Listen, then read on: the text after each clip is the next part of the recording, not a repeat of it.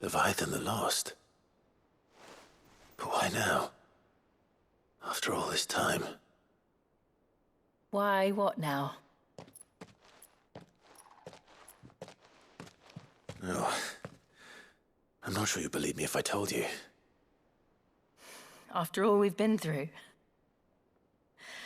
I doubt there's anything that could surprise me at this point. All right then. Rouse Joshua and meet me in the mess. We'll talk there.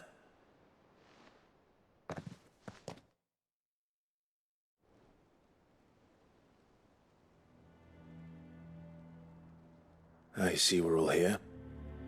So, what is it this time? I'm not sure yet. The letter delivered to my chambers omitted a few crucial details. Do we know its provenance? That was one of the details it omitted. But whoever the sender was, it seems the Dame held them in high enough regard to point them in our direction. The Dame? Well, she's not one to waste our time. It must be important. Important might be an understatement. If the letter is to be believed, Leviathan's dominant is in danger. And someone wants us to save him. Leviathan? So the Warden of Water has finally returned. What has it been? 100 years? More. The Lost moniker dates back at least that long. Even our venerable lawsman would not have been so much as a glint in his father's eye when last the mighty serpent brought his crushing waves to bear upon the realm. But why the gap? I know it can be a few years before a new dominant's born. But over a century?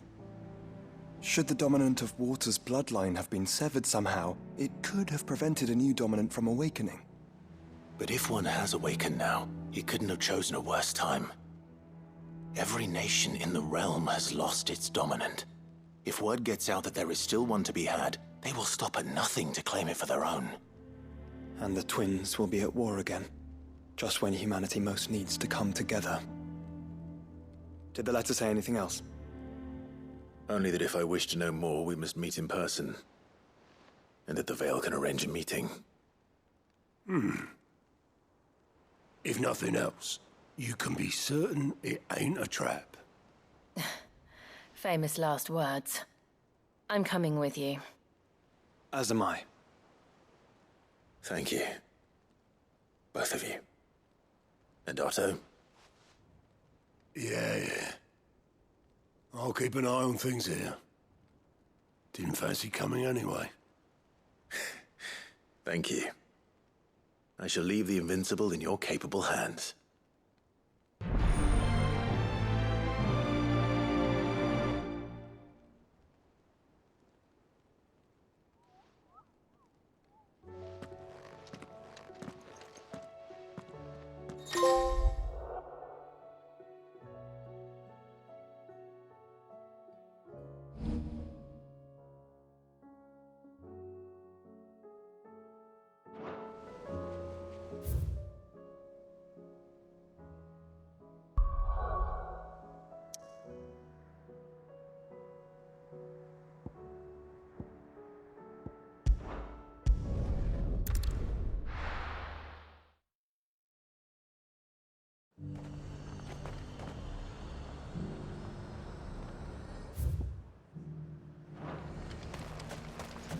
To the Veil it is, then.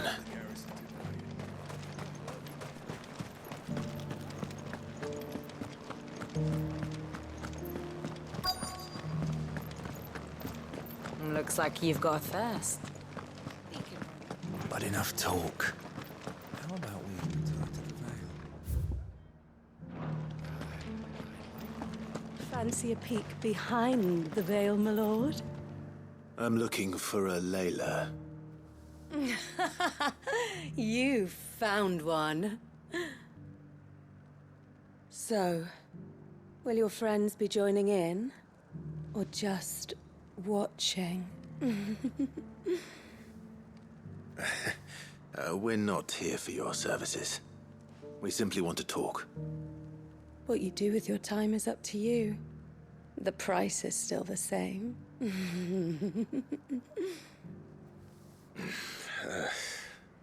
We hear about the letter.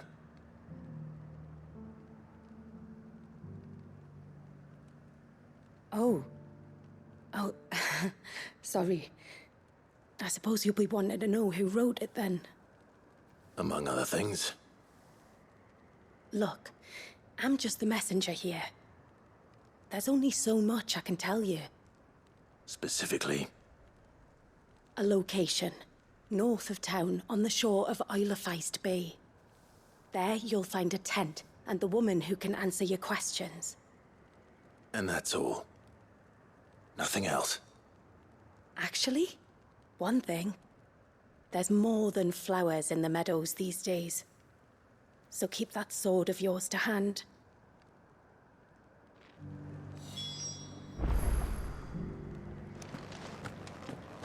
Does anyone else think it's strange that this woman should prefer to keep to the outskirts of town? Not if she realizes the value of the information she's party to. And the danger it puts her in. I haven't seen any of those beastly blue-eyed...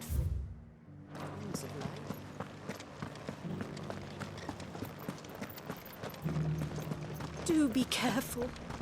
I will.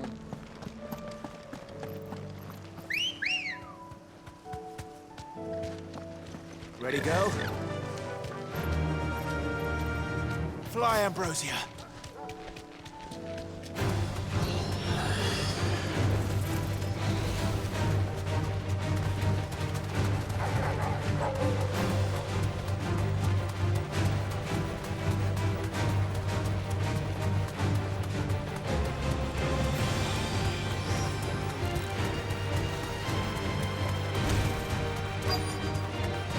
The tent is where Layla said it would be.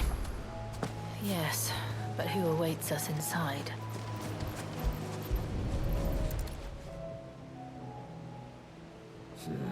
It's empty. Why am I not surprised?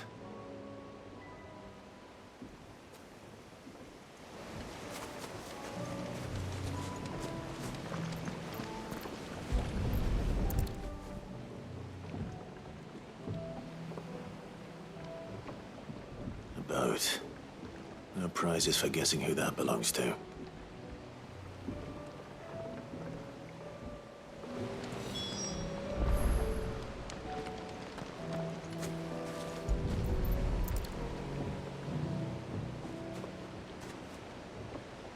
The embers are still warm.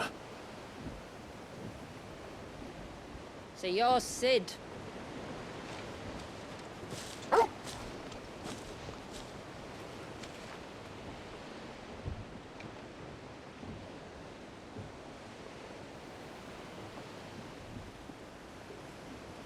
I suppose I must be. Which means you have me at a disadvantage. Apologies. I am Shula, tributary of Mysidia, final haven of the Moats of Water. The Moats of Water. The very tribe into which it was believed Leviathan's dominant was born. A people notable for their sapphire eyes and ivory hair. Yes, that would be impossible, since the tribe famously... Vanished. Was exterminated. Despite the best efforts of both church and state, we are still very much alive. Though we've managed to keep that fact hidden from good Grieger's faithful for over a century. Along with Leviathan's dominant.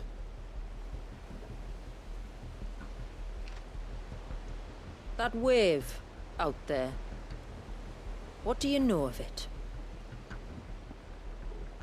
The Surge.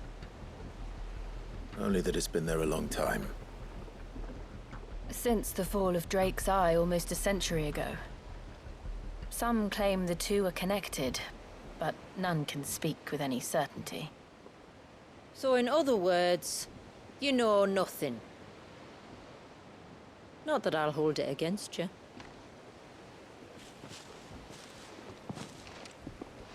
The wave was raised by Leviathan in an act of rage. Moments before the waters were stayed, and the icon and its dominant bound within. And you want us to? Rescue him. Yes. You see, a little bird told me about a certain outlaw with a singular knack for putting unruly dominants in their place. And ours is about as unruly as they get. For years, we've searched for someone who could hold their own against an icon. Someone just like you. So what do you say? Will you help us? What exactly did your dominant do to warrant this punishment? What did he do? He committed the greatest crime one of his kind can. He was born.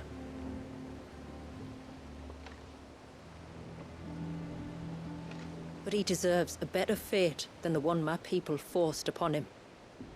He deserves to be free. As do we all. Very well. Far-fetched though your tale may seem, something tells me you speak in earnest. So we will do what we can for your dominant. But first, you will tell us everything you know about him and the means of his imprisonment. I can do better than that. I can show you. Care to take a trip across the bay?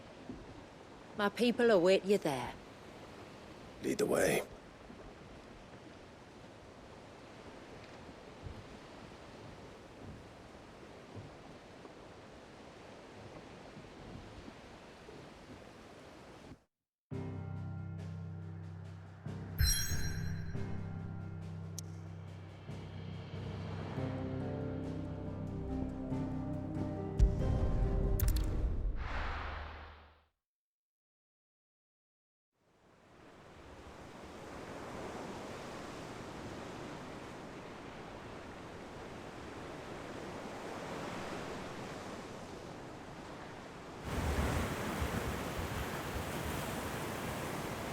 All right, you might want to hold on to something. We're coming up on the wall, and passing through can take a bit of getting used to. I don't see any wall. Of course you don't. That's the point. It's a glamour woven by our ancestors to keep our village hidden from prying eyes. But don't take my word for it. Watch.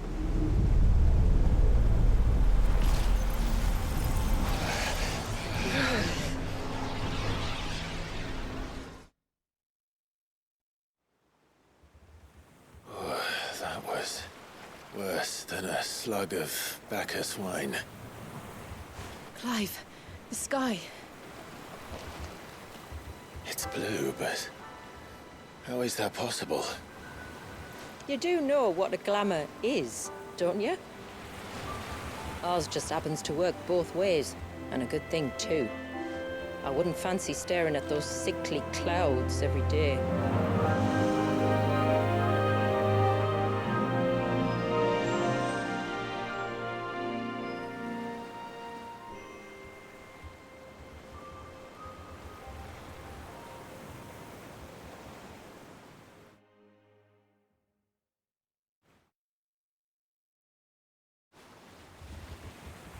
And that concludes our little voyage. We're here.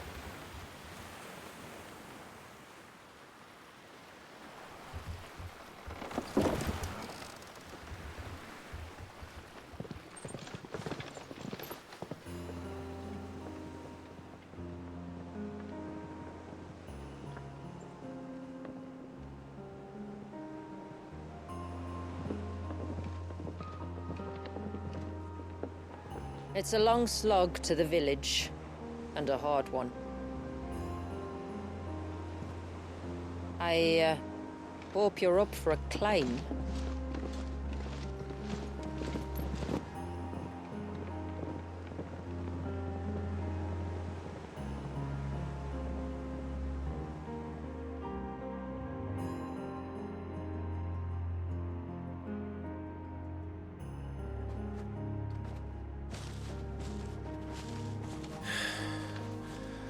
Finally. What? You didn't think we'd arrived, did you? The village isn't up here. It's on the other side of the mountain. Of course it is.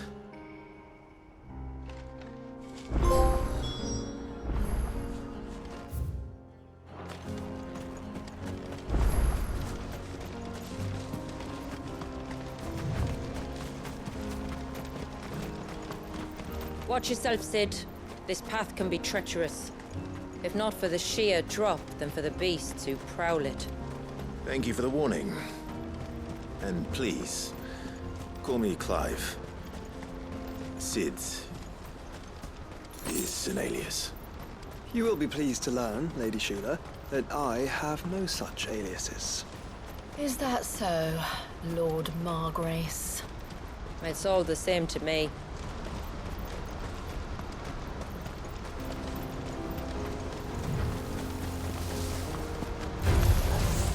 I was wondering when they'd pick up our scent. Stand back. We'll handle this. Oh, will you now? Shall I keep my axe and spells to myself, then?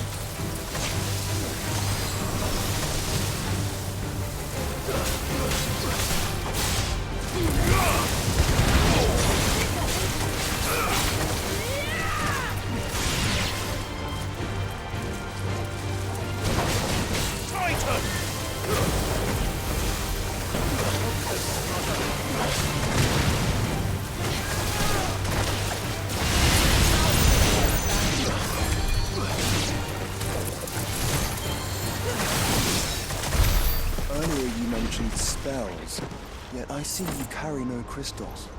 Since when did a bearer ever need crystals? But then, where is your brand? Waiting for me in Sombrek, if I ever get careless. Then it's in for a long wait.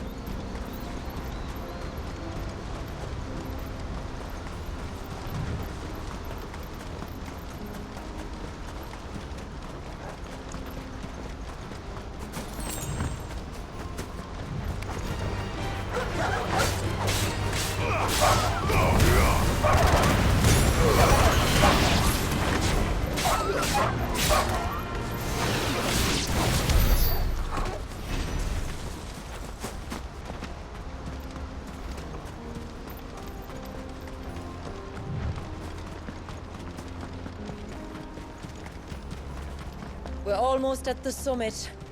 From there, you'll have a better view of our home.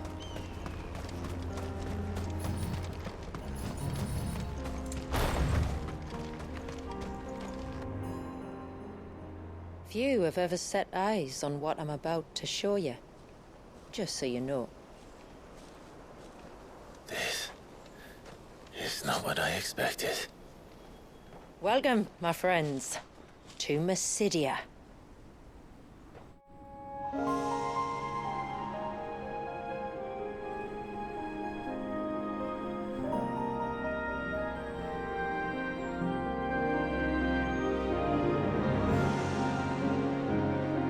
It's been a long time since I saw the North looking so... Alive. I'm sure you have plenty of questions, but it's been a long journey, and I expect we could all do with a rest. Our humble village is only a short way from here, if you'd care to accompany me. Let's get ourselves in front of a fire, and I'll tell you everything you need to know.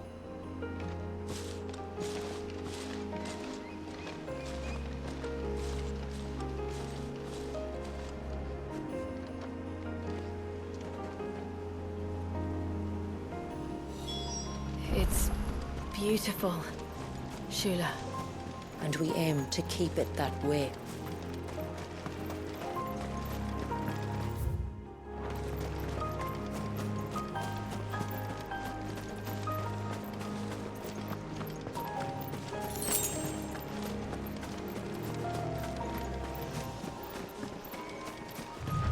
Are those stones glowing? That's one of the cairns which maintain the glamour. Steer well clear.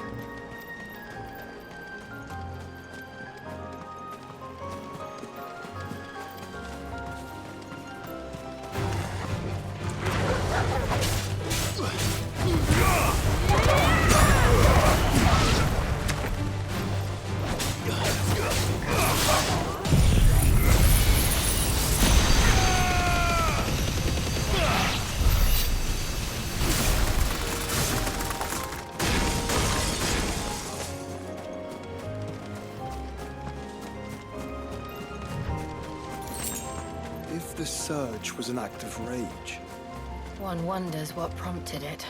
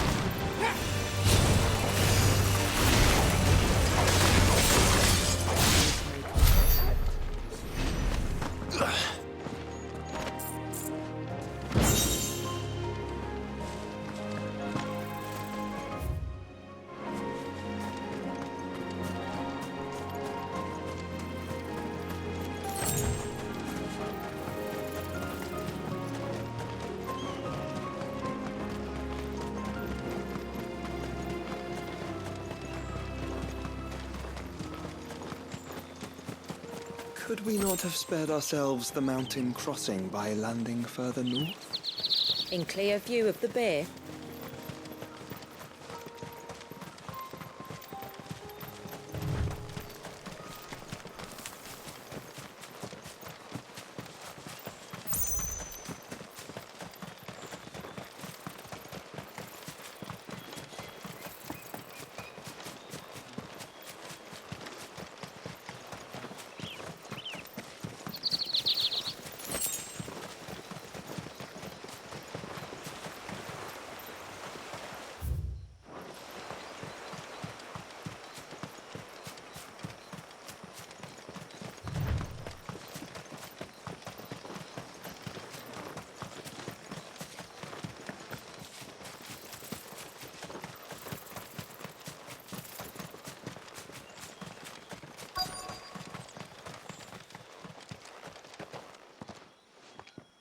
On evening tides. Does morning's light return? Open the gates! The tributary is home!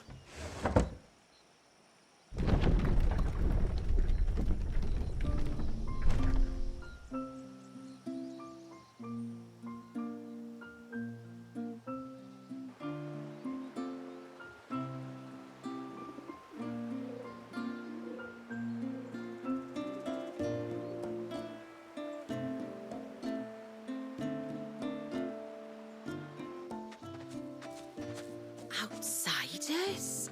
Well, I never. Look at the size of that dog.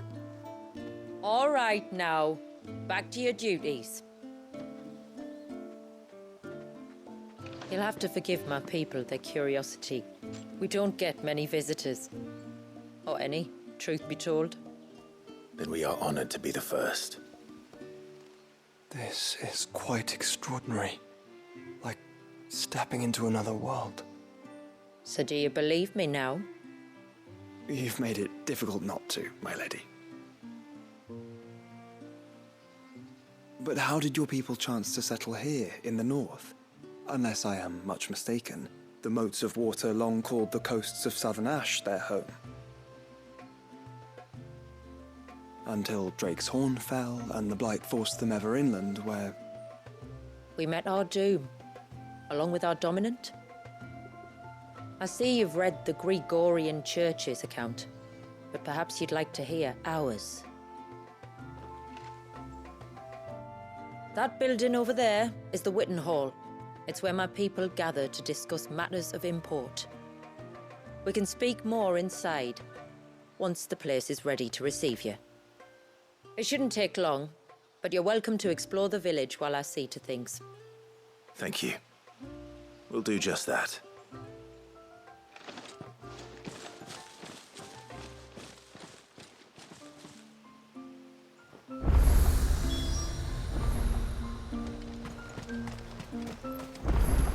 That'll be them then. Look! That one's gone. Intruders!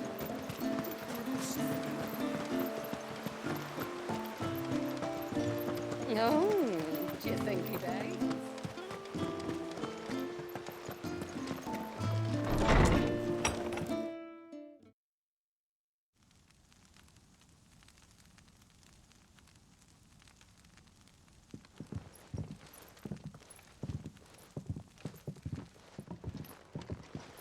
So what do you think of our little haven in the woods?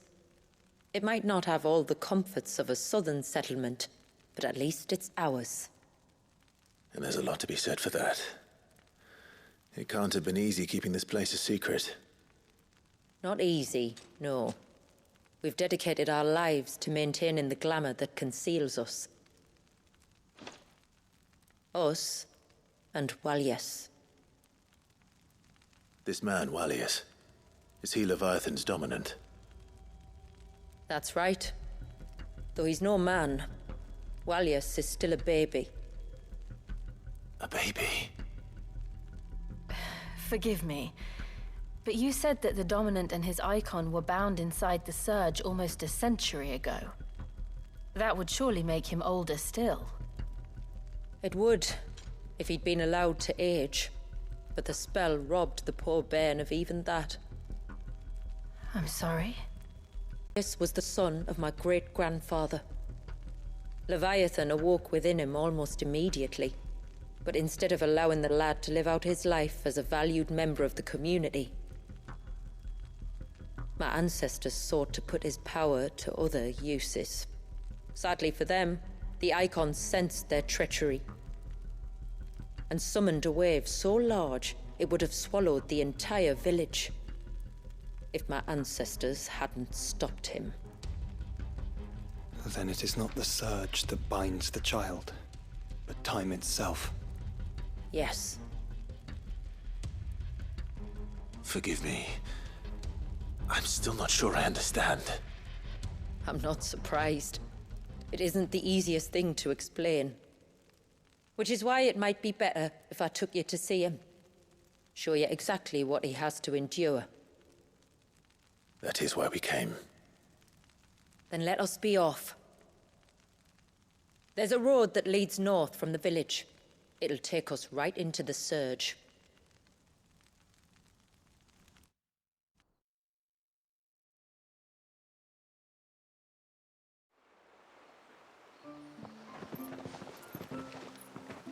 Are you bound for the wave, tributary? We are, Delina. Have you spread the word about our guests? I have. Everyone knows to treat them as family. You shouldn't have any trouble now, but just in case, I would have you accept this symbol of our people.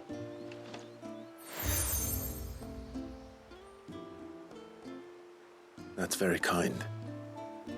I look forward to meeting the family. The feeling's mutual. Should the tributary be indisposed, feel free to ask me any questions you might have regarding the village, and I'll do my best to answer. Thank you. We will. Then I bid you good tide.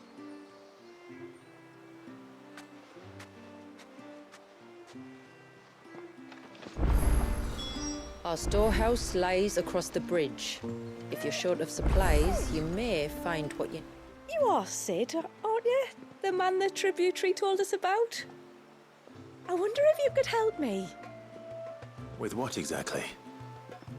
Oh, nothing too troublesome. Do you know my husband, Pavat? He's the village smith, among other things. Anyway, his name day's not far off, and I wanted to make a gift for him. He's a craftsman, you see, and he's been fretting about running low on the flowers he uses for dye making, so I wondered if you might collect some for me and give them to him. Would this gift not be better coming from you? Perhaps, but it can't, for reasons I can't go into. Please, I know it sounds daft, but I'd be ever so grateful.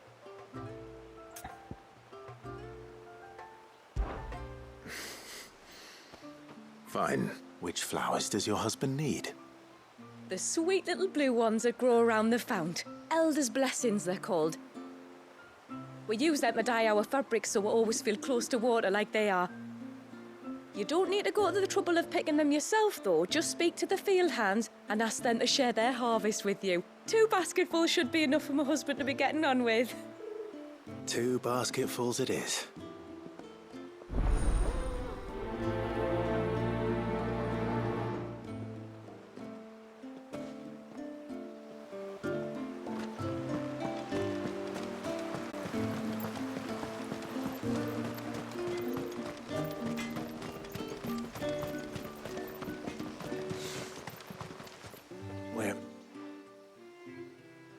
Oh, I'll have her hide when she gets back.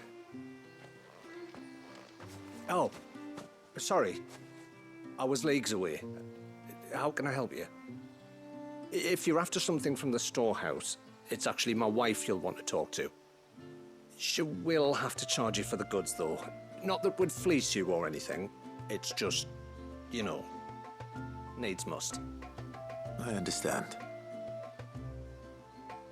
Saying that, she might not be able to get anything down for you for a bit.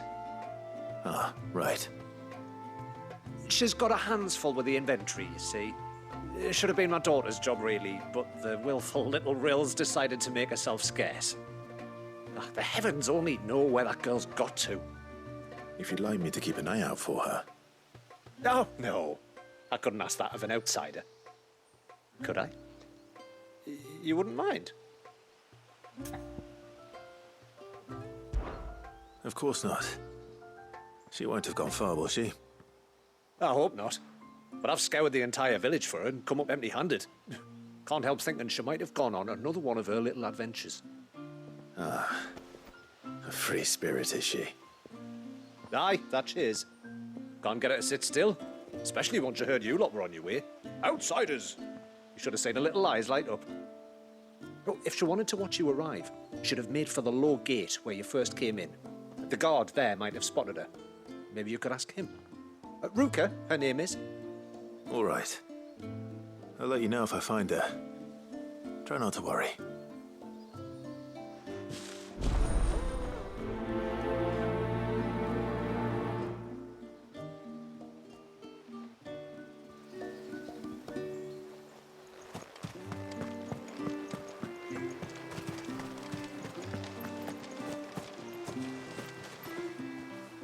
Excuse me. I wonder, might you be able to spare a basket of Elder's blessings? Pavart's wife tasked me with collecting some for her husband, and suggested that I speak to you. Ah. Werda wants you to bless her better half with the fruits of our labour, does she? Go on then. Give the old fool something to squirm about. I'm sorry. Ah, don't worry about it.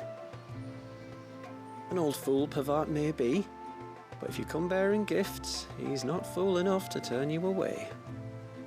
I'm glad to hear it. Thank you.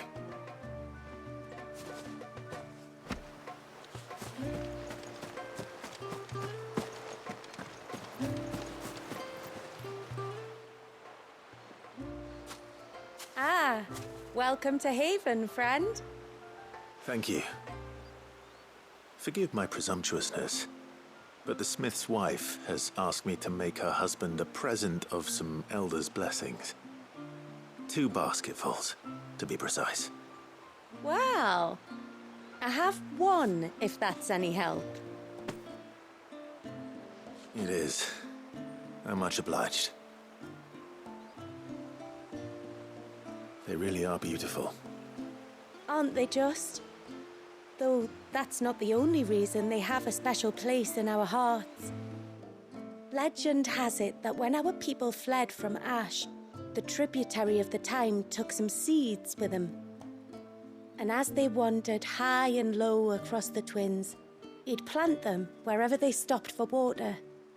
Every elder since has done the same.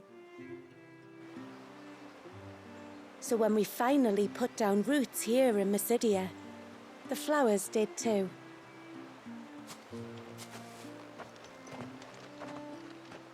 Well, that's 2 basketfuls.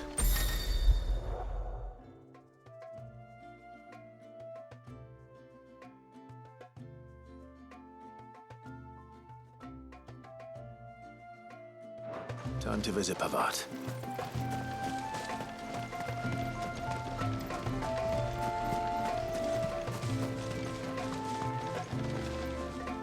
Excuse me. You haven't seen the storekeeper's daughter, have you? Little Ruka? I have, as it happens. She went out through the gate not long ago. Out of the village? Alone? Aye, she does it all the time. There's a path off to the left which leads down to the river. Nice little spot, that. It's safe as you like. The beasts of the mountain don't dare come so close to the village. That's where she'll be. Go and have a look if you don't believe me. I will.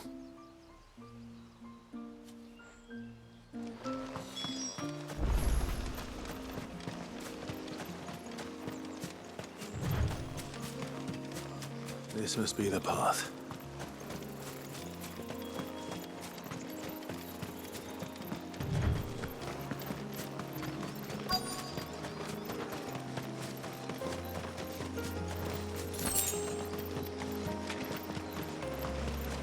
They're not here either.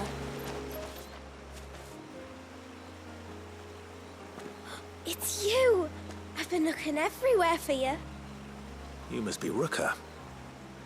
You know my name? Can you lot read minds? Your father asked me to keep an eye out for you. You left without telling him where you were going. He was worried. But I went to look for you. Well, now you found me. What do you say we head back to the village and let your father know you're safe? All right. And on the way home, you can tell me all about the world beyond the wall. I want to know everything. Everything might be a stretch.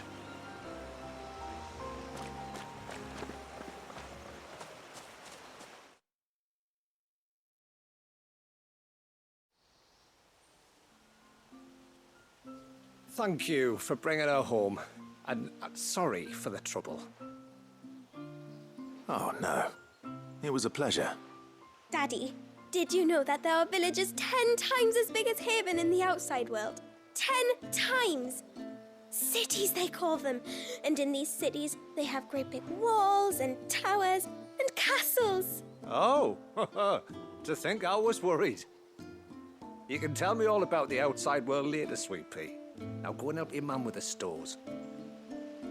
All right.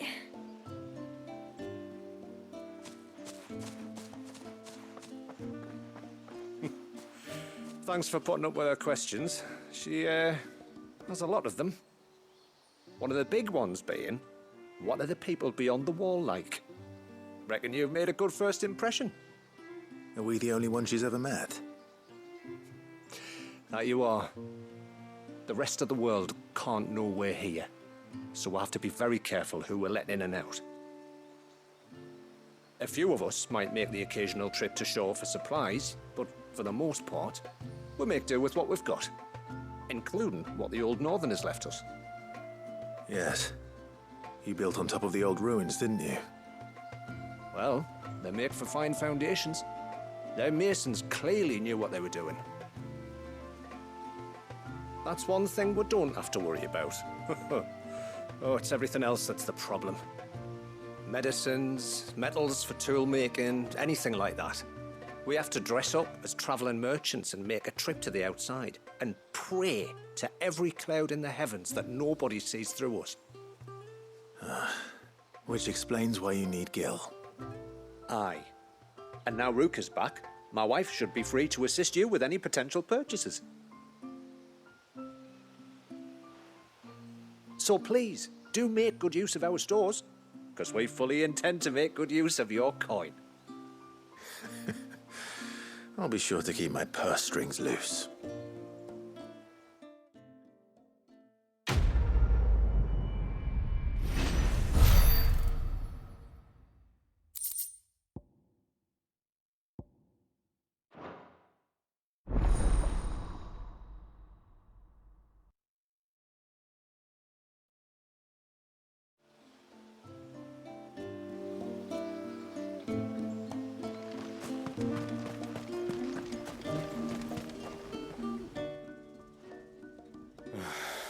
What do you want?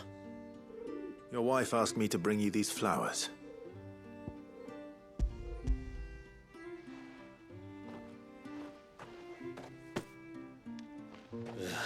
That woman. Come out. I know you're there. Who? Me?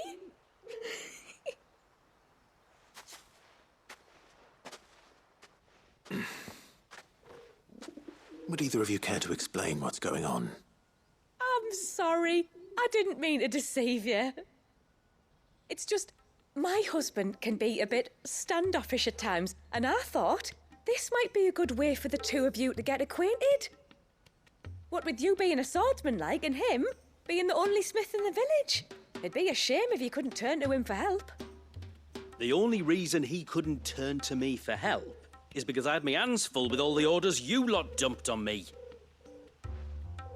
I'm pretty much done with them now, though. But, for the record, the tributary said that we were to lend you outsiders our aid, and that's exactly what I was planning to do. With or without my darling wife's meddling. Still, here we are. Acquainted. So, if there's out you need, just bring us the materials, all right? All right. All right, then. And tar for the flowers. I was running low. You use them for dyeing, I hear. Aye. Crush the petals and it makes a fine and lasting blue. We use it to stain the cloth for our tunics and pennons. To remind us where we come from, like. As modes of water. Children of the sea. That's right. The pattern, too, was left by our ancestors. The Ceaseless Rill, it's called. It symbolizes the river of our tribe, with the strength of Leviathan running through it. And no matter how that river has ebbed and flowed, changed its course, the flowers have always been with us, growing on our banks. I should get back to work. If you need something crafting, let me know. I will. It was a pleasure to meet you. Wasn't it just?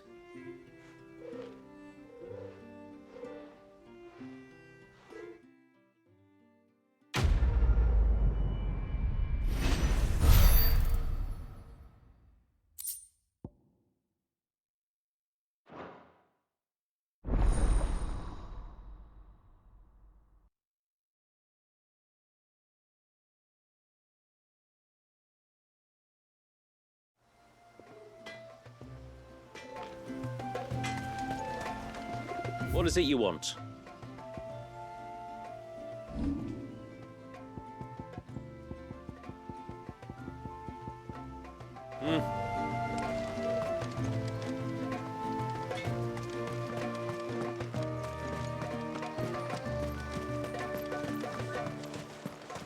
How long do you think this bridge has been standing?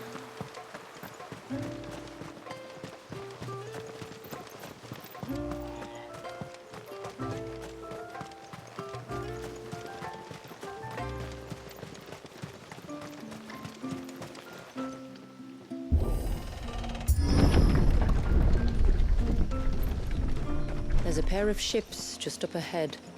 Ships? But are we not still leagues from the shore?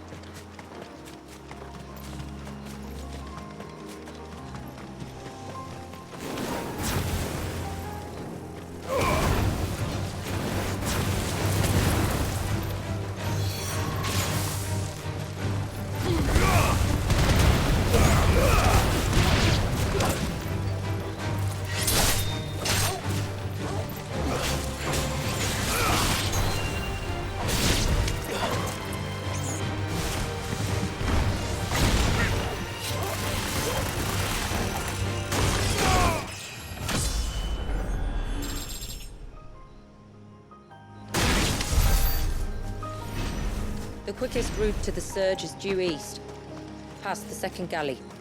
Shula, how did these ships come to be here? What do you imagine happens when an icon of water gets angry? Really, brother, did you have to ask?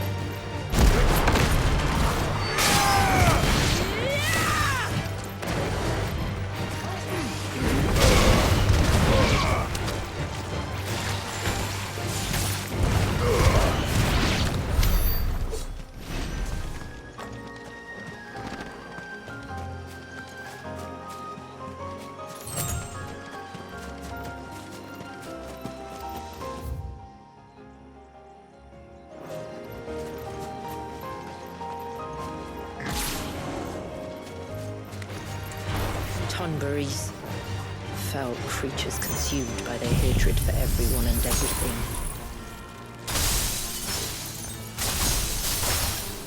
Everything save sharp knives, it seems.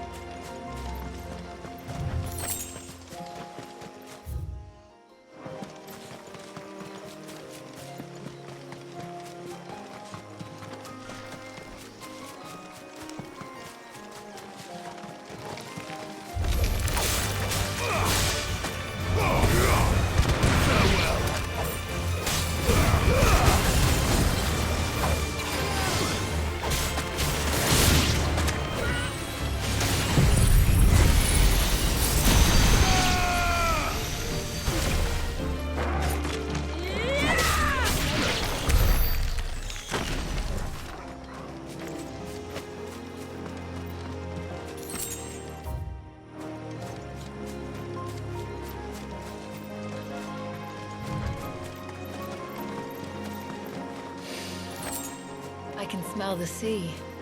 It's not far now.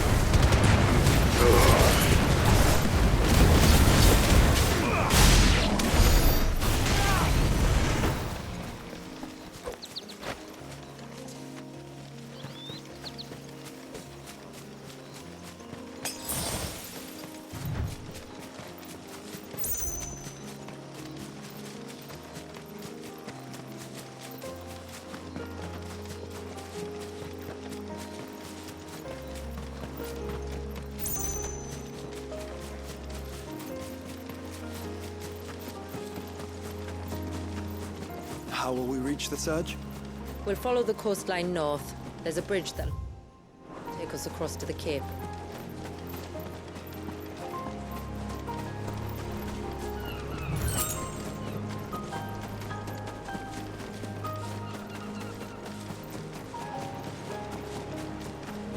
Might I inquire about the Ray of Light?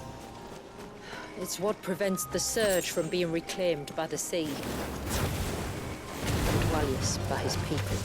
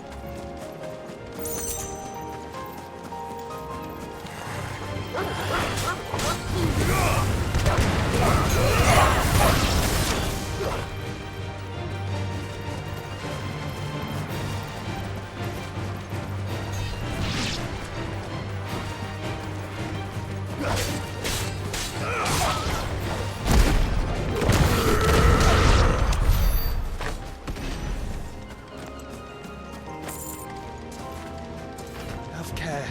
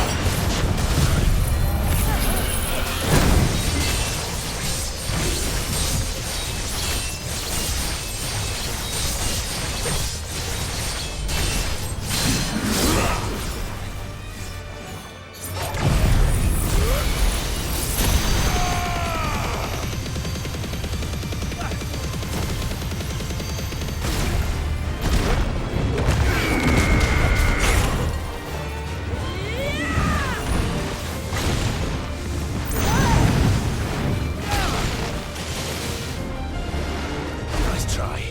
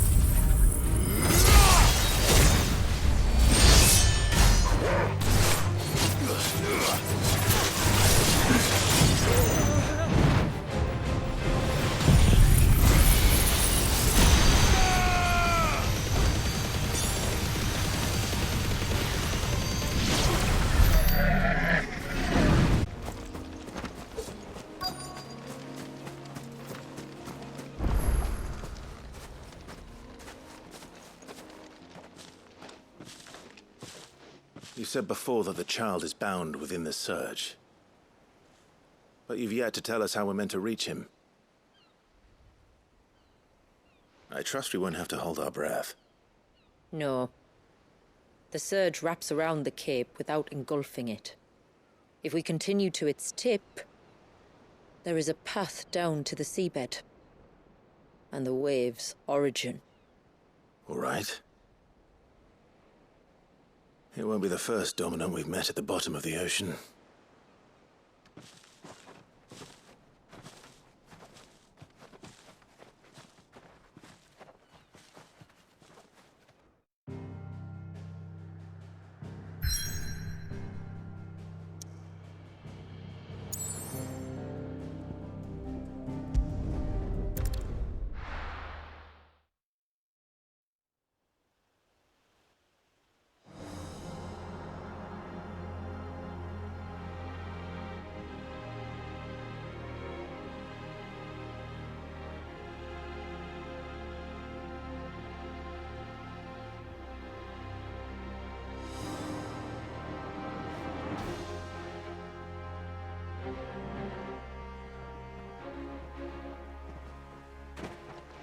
It's not much further now. The path seems well kept. Do you and the villagers often come this way? Only me. Once every new moon without fail. It is my duty both as village elder and Walyus's descendant. But surely no one blames you for what happened. Why should you bear the responsibility alone? You misunderstand. I do it because I want to show him that he isn't alone, and that there are still some of us who would see an end to his suffering. Suffering you will soon witness with your own eyes.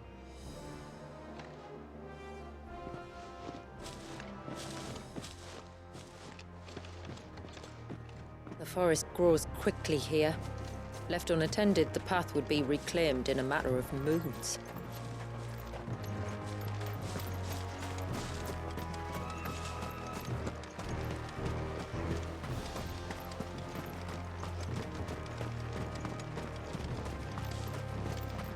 Does the light point the way to the child? It does indeed.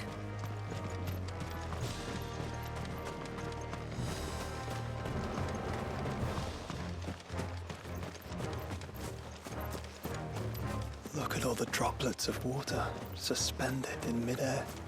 Where they have remained untouched by time for 80 summers.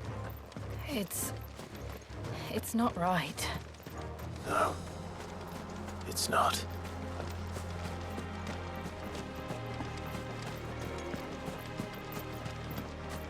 There. Up ahead.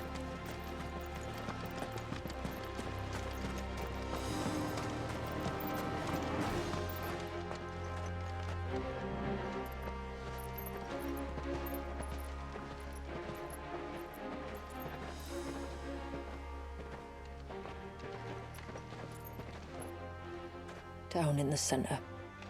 Follow me.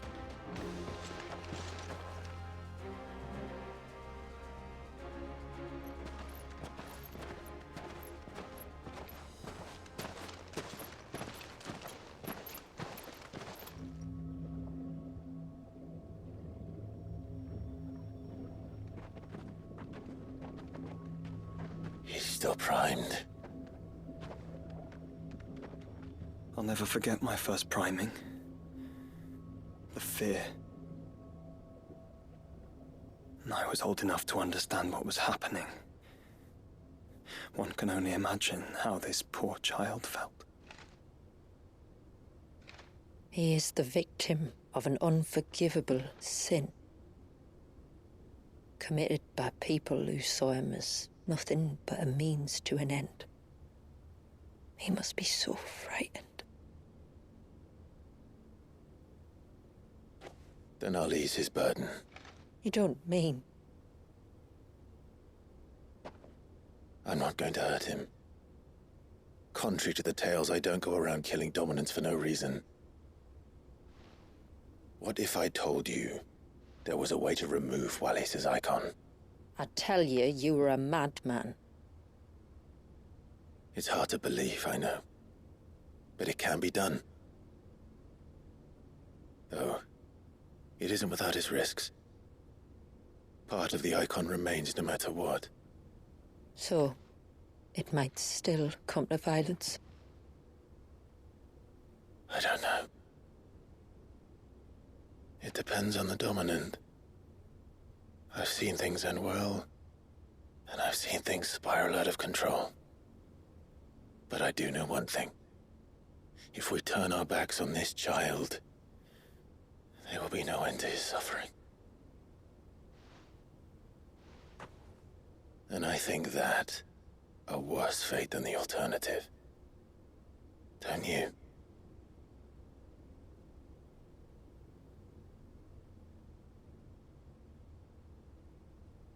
Very well.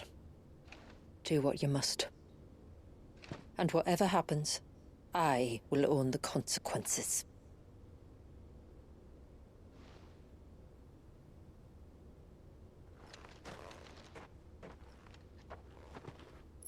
Don't be afraid, little one.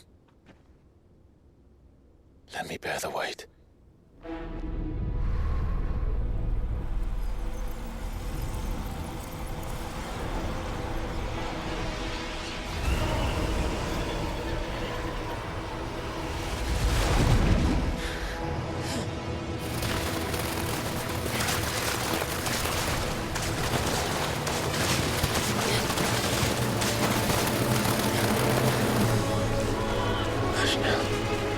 It's going to be all right.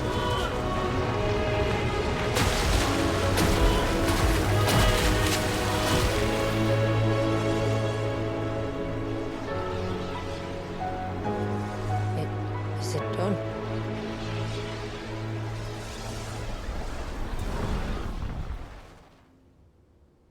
I think so. I can feel the icon inside me. But something's wrong.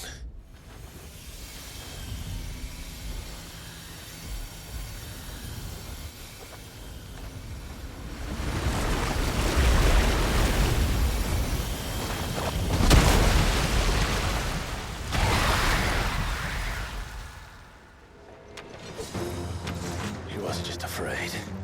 He was angry. All right.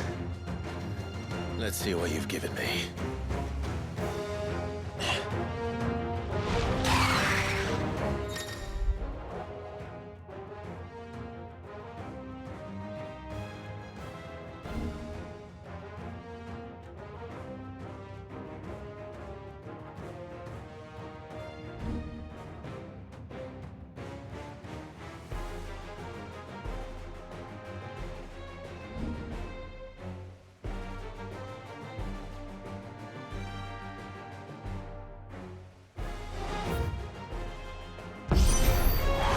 Leviathan!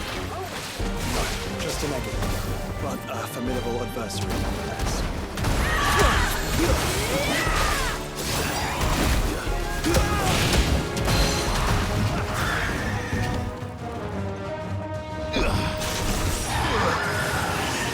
Oh, look. It has friends.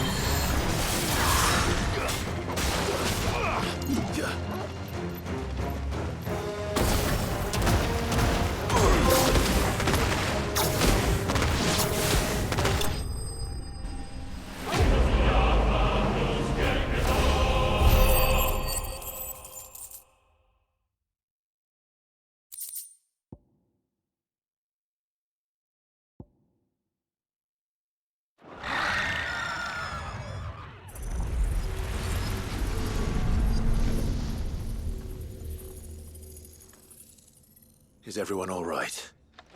He seems calmer now. You said Walius was frozen in time.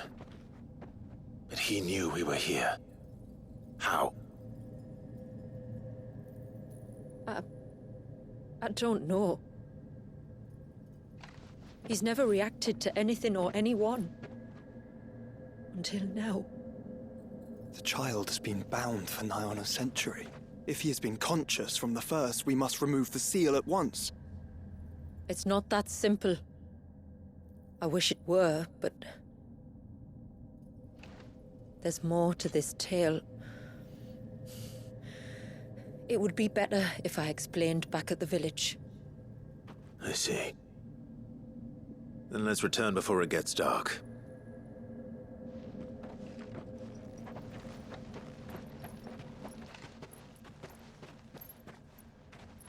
I'm sorry, Walius. I will make this right.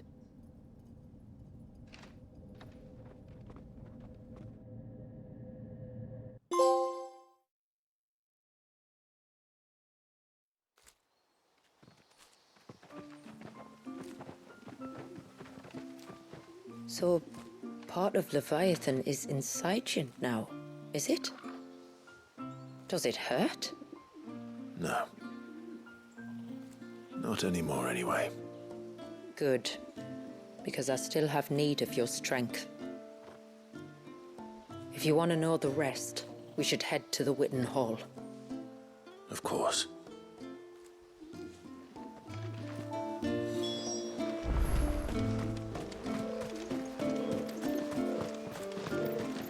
Look da, the trees rock.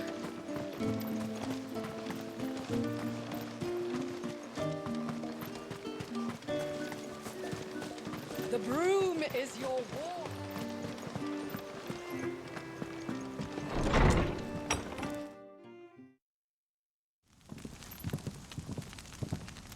To understand the spell which binds Walius, you must first know who we are, and what drove my forebears to commit such an atrocity. This tapestry is our story, the one that brought us here. After generations of wandering, my people sought refuge in northeastern Storm, some 170 years ago.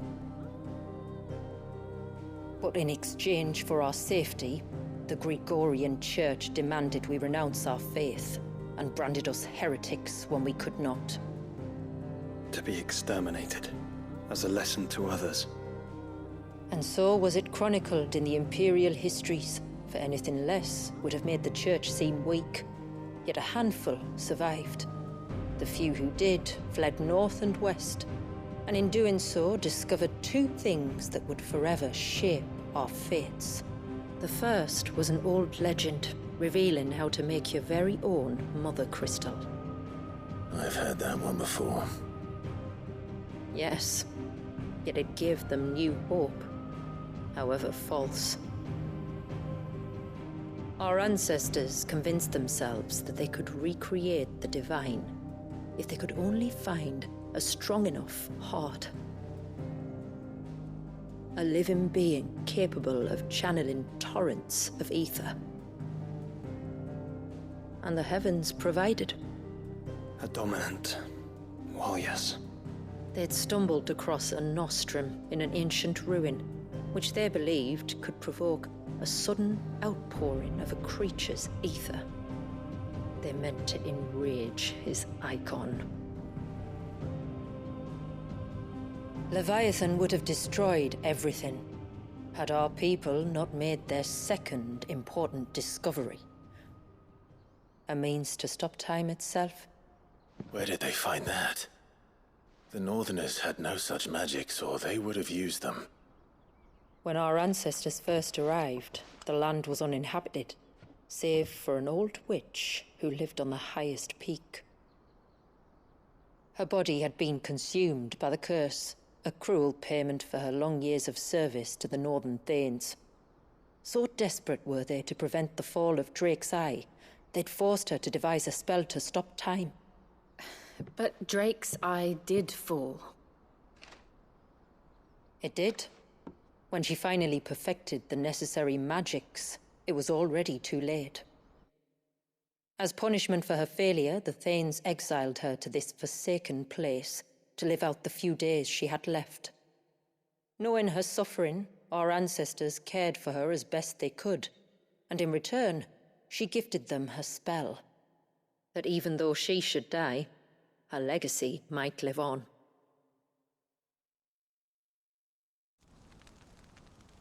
So armed with both the knowledge of the ancients and the secrets of time, our ancestors settled upon an ambitious plan.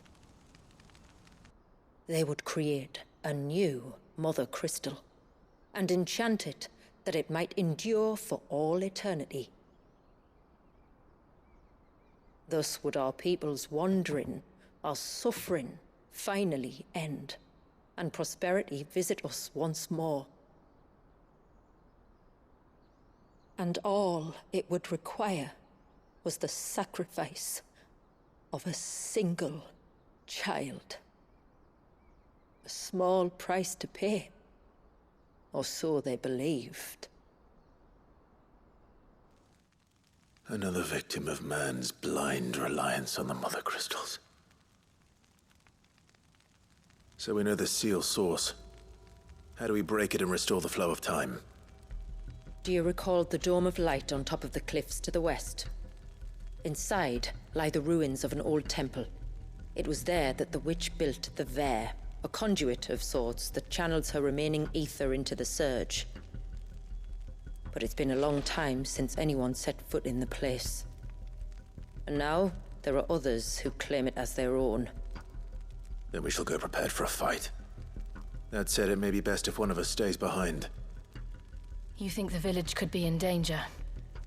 We saw the ether flow from Wallius in all directions, but only encountered a single familiar. There will be more. And should even one make its way here, I doubt the walls could hold it back for long. Then I shall stay. The Phoenix will see your people safe, tributary. You have my thanks. Very well. We should depart at once. I fear time may no longer be a luxury we can afford.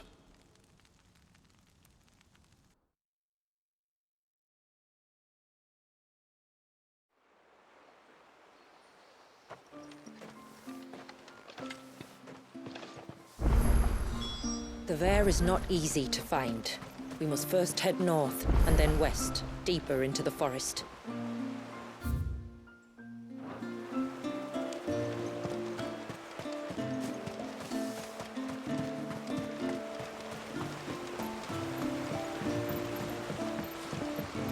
My lord, may I speak? There is a matter with which I would beg your aid. Of course, what is it? Please, not so loud. Something serious, then? Yes. I think we might have company. I was passing by the low gate when I saw a figure moving among the trees up on the cloak. At first, I thought it must have been you or your brother, so I didn't say anything, but the more I think about it, the more certain I am that the figure looked familiar. And you're sure it wasn't one of the other villagers? Positive. I think it was someone from outside the wall who has found his way inside.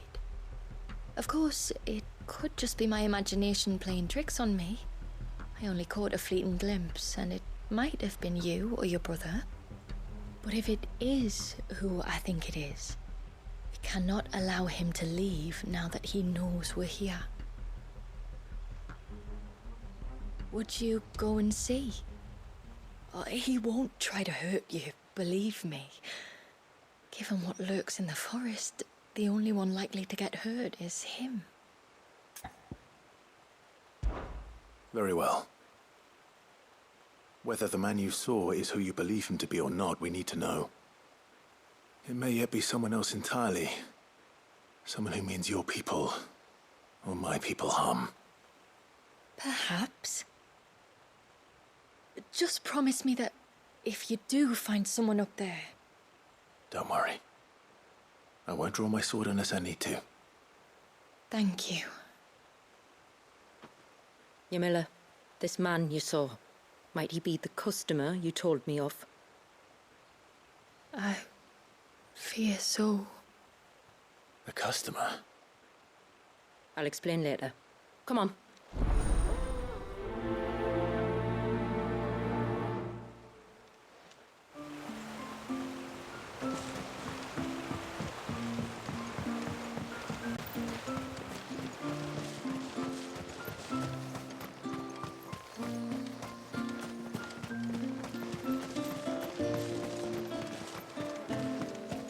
And what are you two? Oh, I never should have let him go alone. Ty, take me, what am I gonna do?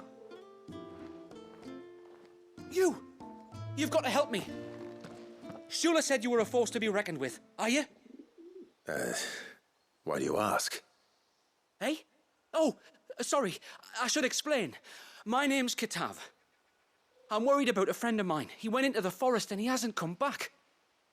Would you help me find him? I can try. Tell me what I need to know. Of course. You know about the glamour our ancestors cast to keep this place hidden, right? Shula told us about it, yes. Right. So you know the cairns we use to maintain the spell? Well, it's me and my friend's job to maintain them. If it weren't for the likes of us, it would have faded years ago. So your friend went into the forest to visit one of these cairns? Aye, that's right. He said he was going down to Father's Fell. There are 2 cairns out that way, one by the banks of the Swift Run, and another near the Winged Wains, the, ships in the forest. All right. How will I know this friend of yours? His name's Nassef. He's about my height, but clean-shaven. If you could track him down and see that he's come to no harm, I'd be much obliged. I'll search the village, just in case anyone's seen him, and meet you back here. Very well.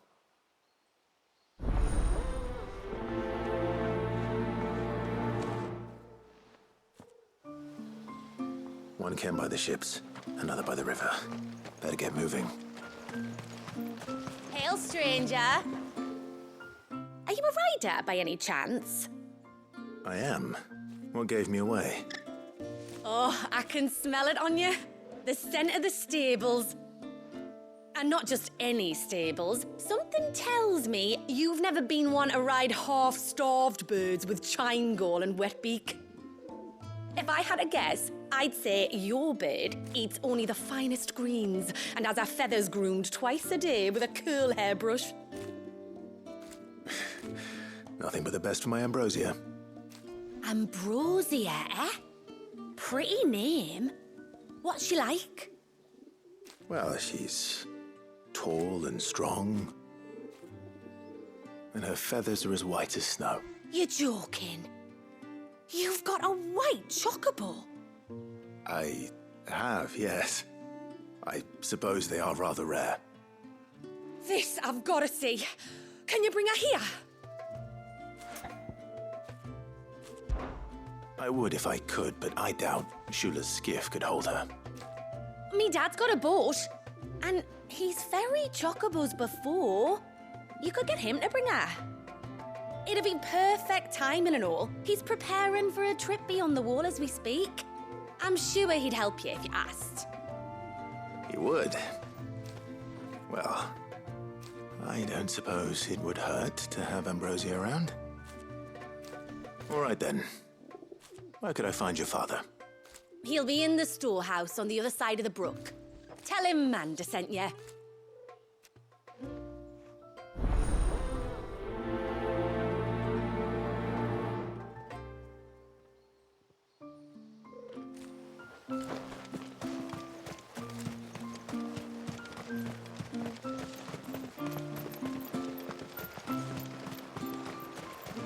Bastard things.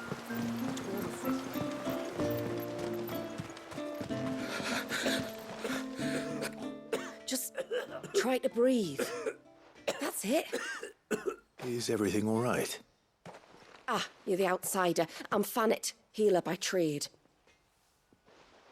And this is Talor, one of my patients. He took ill not long after you arrived. Nothing too serious, I hope. I hope so too, but... But? This affliction, it's like nothing I've ever seen before. He complains of feeling chilled to the bone, but there's no fever to go with it. And my most powerful antalgic hasn't done a thing to ease the pain in his chest. I'm starting to wonder if his condition might require a different kind of treatment altogether. Shula said that you were here to help us. You couldn't help me, could you? I'd be happy to. If I can. You can, don't worry. All I need you to do is speak to Talor's son, Pavat, over at the forge, and ask if he knows what his father was up to before he came down sick. Something must have caused this, and I want to find out what. The trouble is, Talor's too weak to speak, and I can't leave his side for long. So while you talk to Pavat, I'll pay his wife word a quick visit, just in case she knows anything. All right.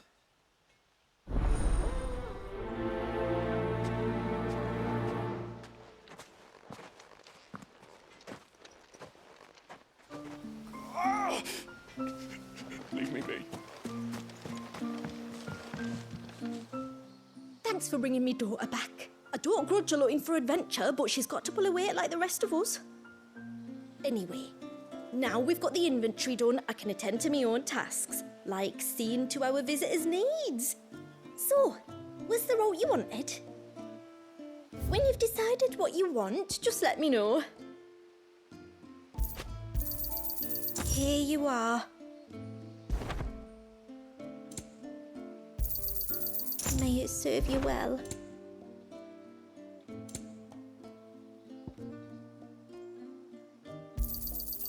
Well, if you're sure you need it. May it serve you well.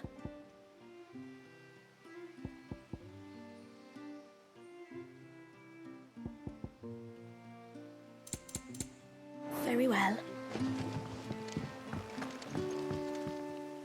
You one of the outsiders, then? I am. Shula invited me. Are you Manda's father? I am. Got you running errands for her already, has she?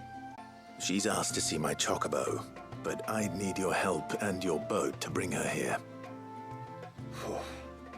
Or you could just say no. Honestly, that girl and her birds, she'll be growing feathers soon enough. Well, truth be told, I didn't take the idea seriously at first. But thinking about it, it would make it easier to get around if I had Ambrosia here. Can you help? Well, if you're sure that's what you want. The tributary says we're to treat you lot as we would each other. So, if you need me to ferry your bird over, then that's what I'll do. Still, they don't take the water easily. I'll need you to bring us a mimic gourd or two to keep her calm on the journey over. And where would I find one of those? Oh, don't ask me. It's been years since I last brought a chocobo across the bay, and I'm told the world's changed a fair bit since then. Where do you usually get your stable supplies from? Well, the man who made Ambrosia's tack lived in Martha's Rest, and if I remember correctly, he traded in chocobo feed too. So I suppose I'll go and ask him. I'll be sailing over to Northreach soon to pick up some supplies. While I do that, you collect your bird and your gourd, and then meet me by the shore. Just don't take too long, all right?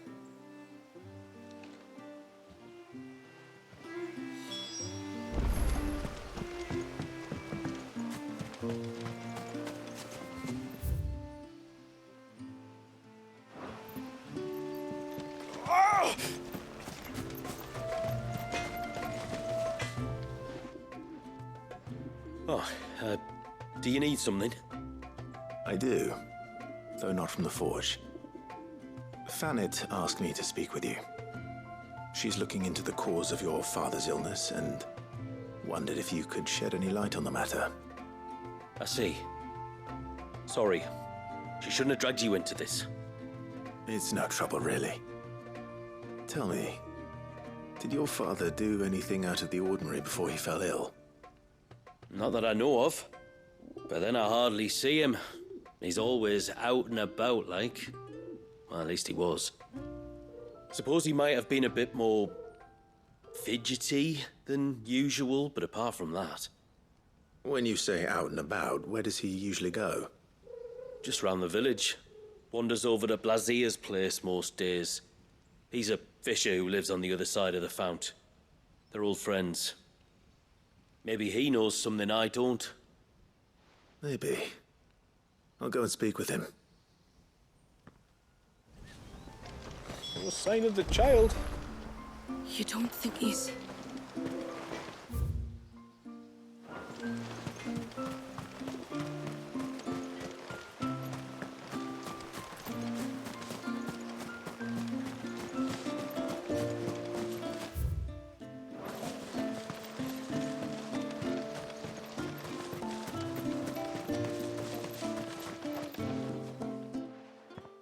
Greetings, stranger. What can I do for you? Your name is Blazier, is it not? Pavard tells me you're a friend of his father's, and that the two of you may have spent some time together prior to his illness. His illness? Talor's never been ill a day in his life. I don't know why he'd start now. Oh, Fanny doesn't know either. It was she who asked me to look into his recent behavior on the off chance it might explain how his condition arose. Oh, I suppose there was something that struck me as a bit odd. He kept asking about the woods. Did you see anything strange on your way back from the shore? Are you certain? Do you swear? That kind of thing. I didn't, of course. But he wouldn't let it go. It was like he was expecting something to happen. It was just a matter of when.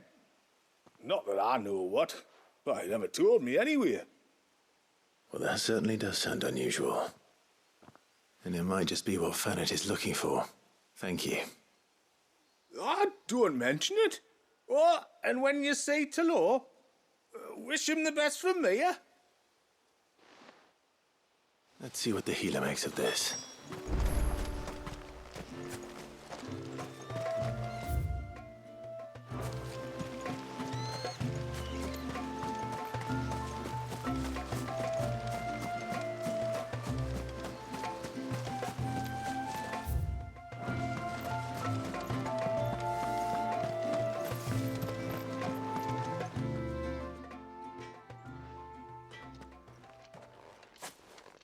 Spoke with Werder, but she couldn't tell me anything. Did you have any better luck? Nothing conclusive. But there was one thing. Blazier, the fisherman, told me that Talor had taken a sudden interest in the forest of late. He kept asking him if he'd seen anything unusual there on his way back from the coast, but never let on what exactly he was expecting him to have seen. The forest between here and the coast. Surely not. But then... I can't say for sure. But I think Talor's illness might have some connection to the Tomberries. You may have encountered them during your time here. The small, scaly beastmen. And you think they may have caused Talor's illness? I do. At least in a way. And if I'm right, it's no wonder the treatments I've been trying didn't work. Oh, I know it's a lot to ask, but would you go down into Father's Fell for me? There's an altar there, and if my fears are true, an offering upon it. What is going on here? Please. I'll explain everything when you return, but time flows fast. I beg you, make haste for Father's Fell and take the offering from the altar. Talor's life may depend on it. Very well.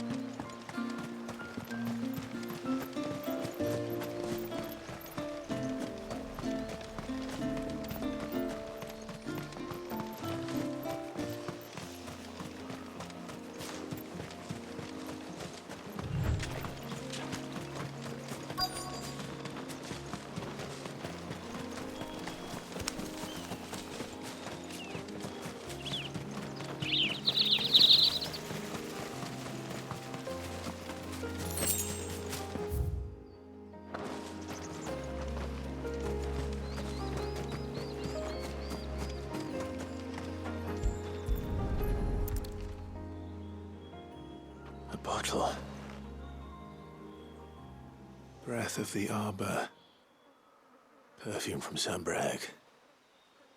Looks expensive, too. Who's there? Stop!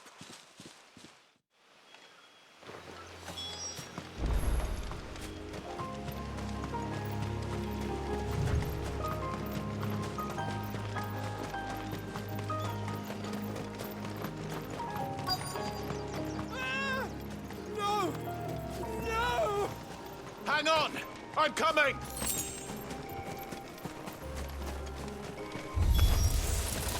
Don't eat me! I'll give you gut rot, I swear!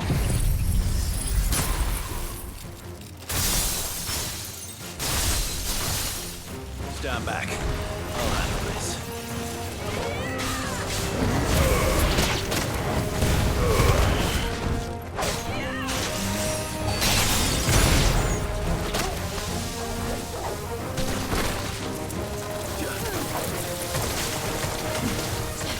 Thanks, boy.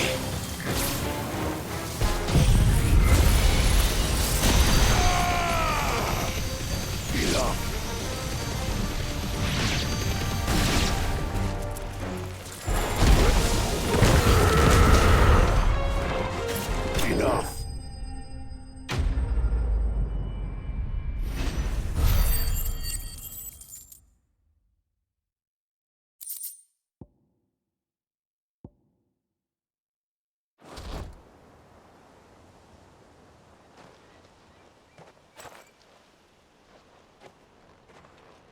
Are you all right? I'm more than all right. I'm saved! Oh, I could kiss you! Maybe you should introduce yourself first. Hervey! I knew it was you. What are you doing here? I came to see you. Oh, my little canary, it's been so long. Thank you for saving him and sparing him. Who is he? Hervey, one of many clients from my employment beyond the wall. One of many clients? We spoke every night of our plans together. Whispered songs of love into each other's ears. And then you upped and vanished without so much as a word. I left you a note, didn't I? I told you I was sorry, but that we could never be together. That I could never abandon my family. And I told you not to look for me. How did you even find this place, anyway? The flame of your love was as a beacon in the night that guided me to you. Hervey.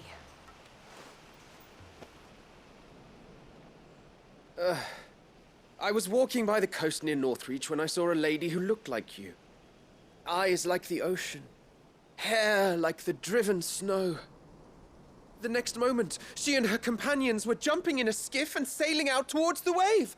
So I, borrowed the nearest boat and started rowing. It must have been Shula bringing us here. So what? You rowed, found a nose how many leagues across the bay, simply because you saw a woman with white hair. And as I did, the skies changed from a dull and hopeless grey to a bright and benevolent blue. That was when I knew for certain that my little canary was close. Oh, why did you come? You should have forgotten me, as I tried to forget you. I cannot leave my people, Hervey. And now that you know about this place, neither can you. We must return to Haven and accept my family's judgment. I'm to meet your family. Oh, my little canary.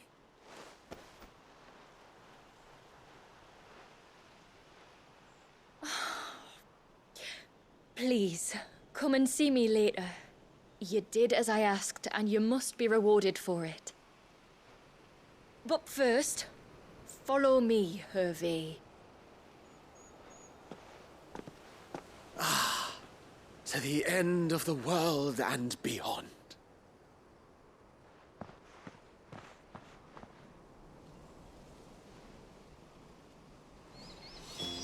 You should never have found this place.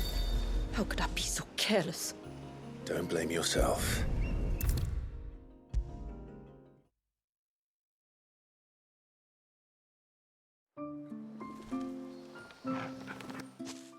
Forgive me.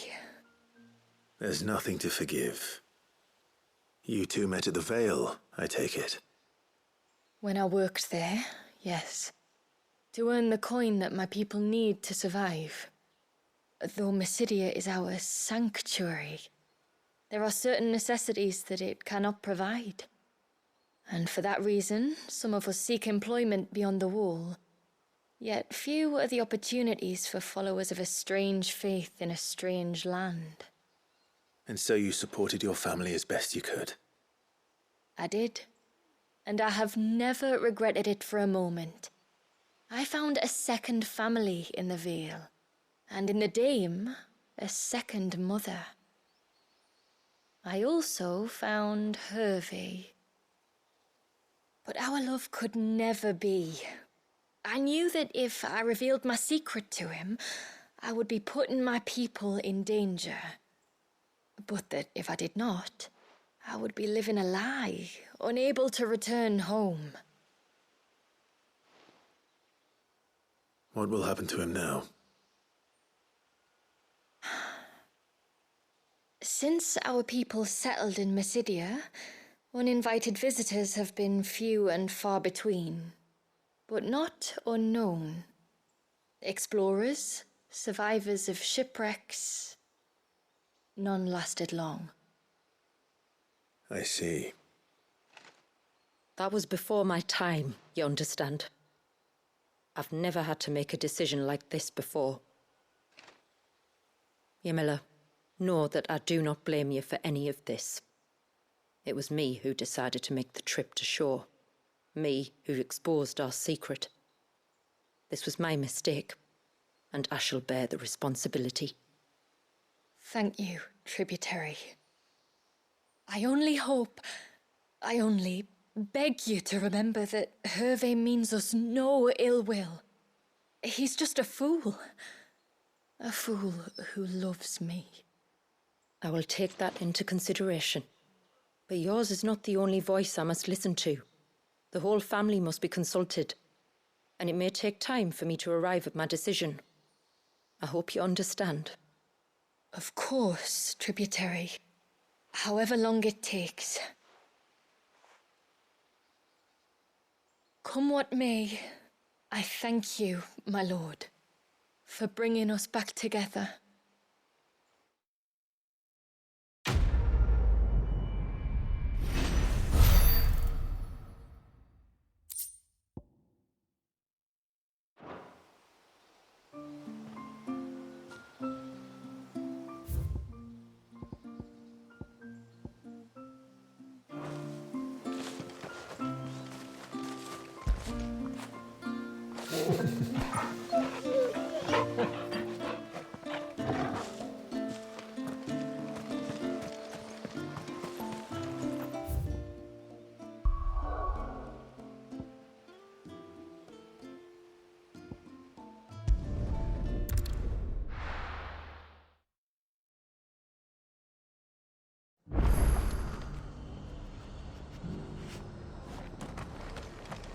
We've got a few rooms going spare now. You want a bed for the night? You speak to Martha.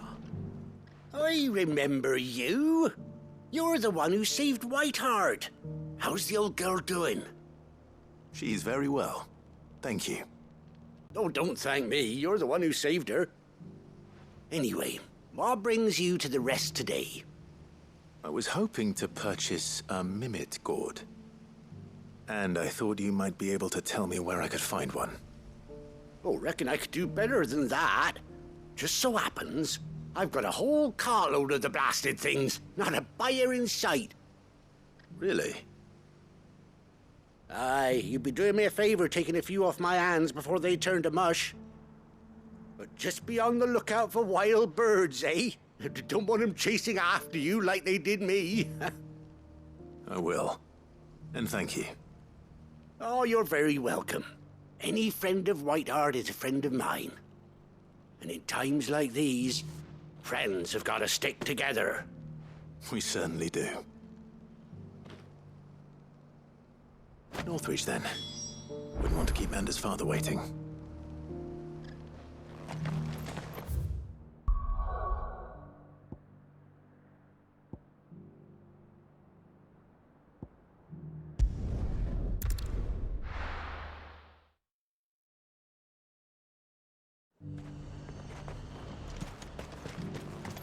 And how might I help the garrison today?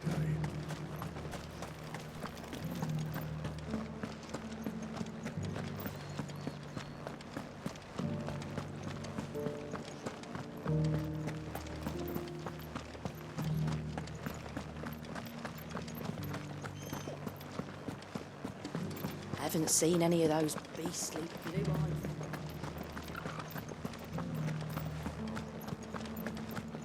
Do be careful. I will.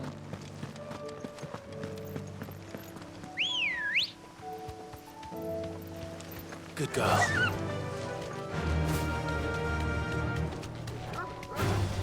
Time to fight.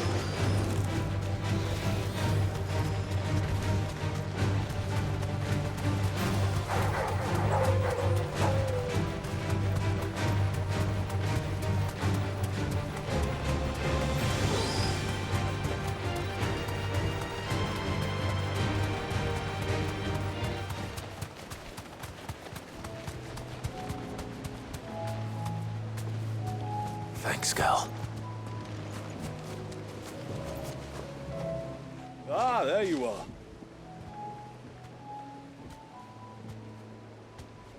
And this must be Ambrosia, was it?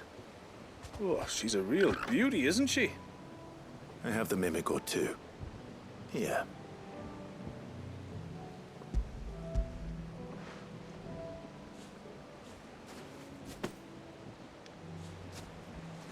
Thank you kindly.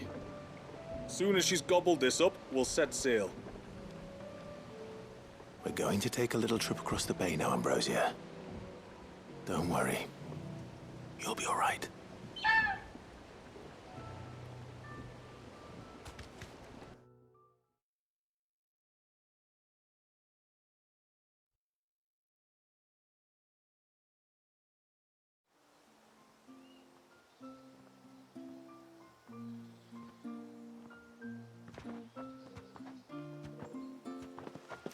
Well, we made it. You didn't all? She is as white as snow. You're beautiful, aren't you, girl? Brave, too. She was calm as you like on the journey over. The mimic gourd will have played its part, of course, but passing through the walls enough to spook most birds even then. Not this one, though. Ambrosia's been through a lot. I doubt there's much that could unnerve her now. Not with a beloved master by her side. No. It's you who looks after me, isn't it, girl? Anyway, thanks for bringing her here. I hope I can breed a bird like her someday. And if you and Ambrosia need ferrying back to Northreach, you only need say the word. Thank you. But I think we might explore Mysidia together. What do you say, Ambrosia?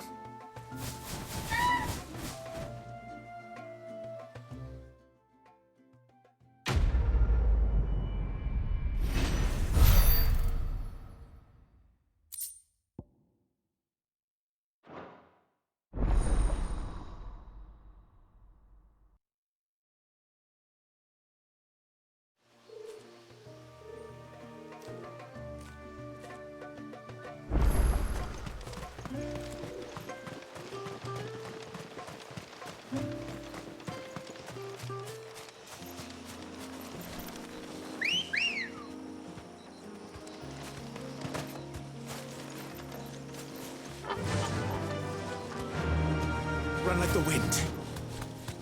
Before, we turned east at the shipwrecks to reach the coast. Now we must head in the opposite direction. Left it is, then.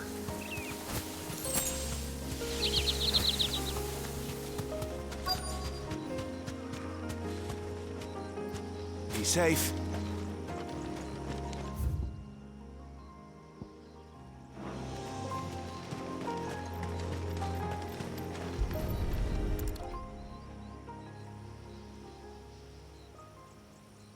Well, here's the cairn.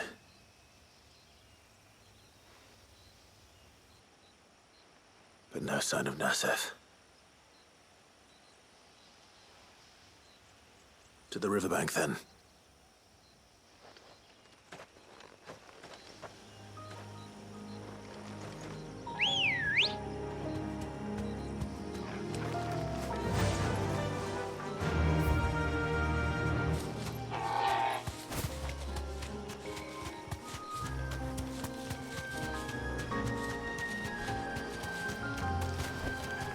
No need to ride from here. If there's one thing I know about beastmen, is that they love to hide in the dark.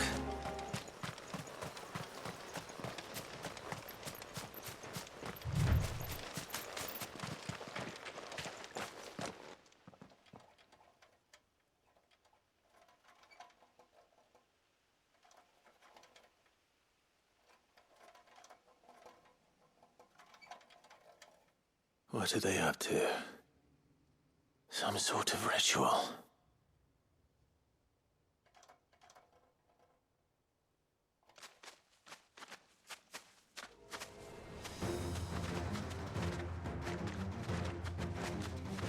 Sorry to disturb you.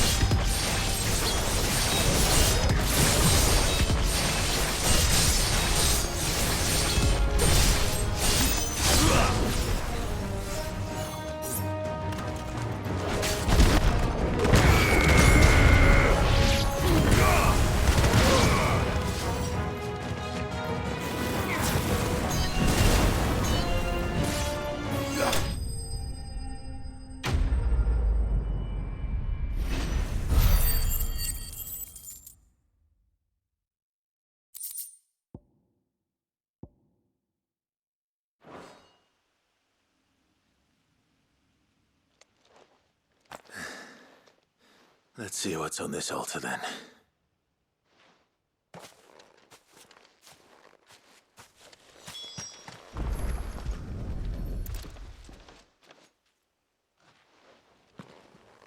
A silver chain. I doubt the Tombries made it. This must be what Fanet was talking about.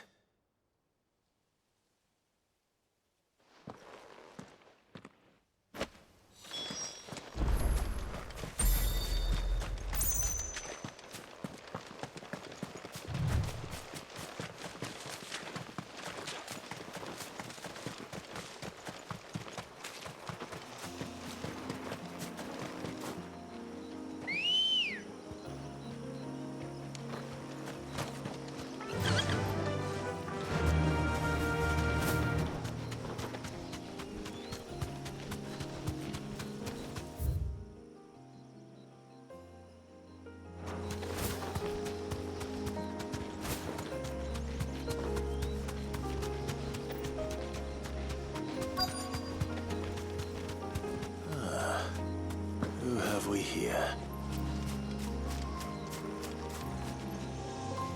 I'm looking for a man named Nasef. Aye, I know him. Takes care of the cairns. Wait. You didn't think I was him, did you? Sorry, mate, I'm just out to gym myself a few ibexes. What do you want with the lad, anyway? His friend, Katav, asked me to look for him. Apparently he ventured out to work on one of these cairns and didn't return. Well, that is a worry. You're a hunter, yes? You must know the woods as well as anyone. Can you think where he might have gone? There's a bridge further down the path. Blasted thing got washed away a few moons back. Our carpenter only recently had time to rebuild it. But if I remember rightly, there is another cairn on the far side. Maybe he decided to visit that one while he was here. Maybe. It's worth a look, certainly. Thank you. Don't mention it. I'll keep an eye out too. Perhaps he just got delayed or something. Let's hope so.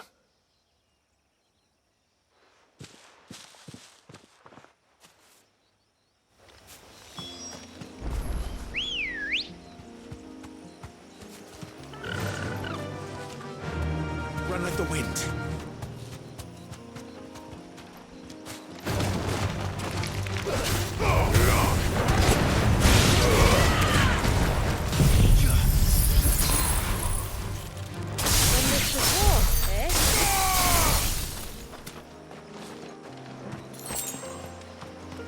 This must be the bridge the hunter was talking about.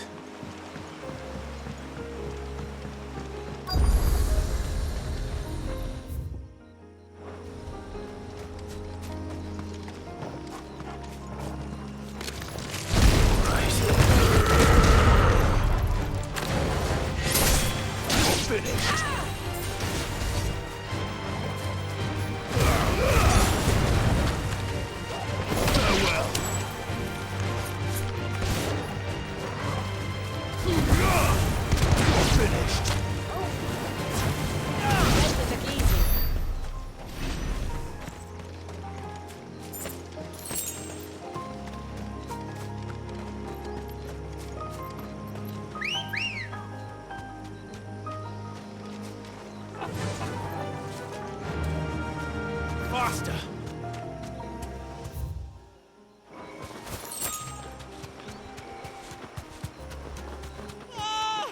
Stay away, damn you! Hold on!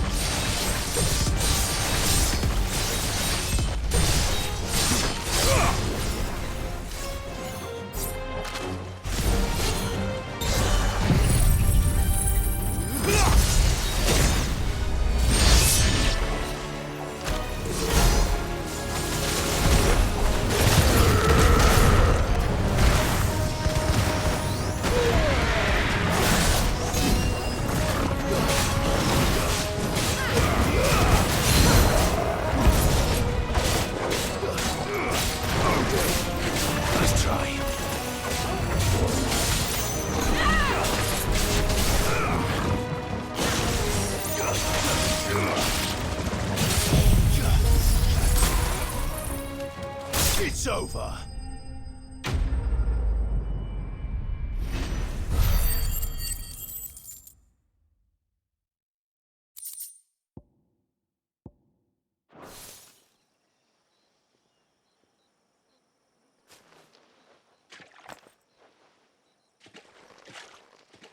Oh, thank you.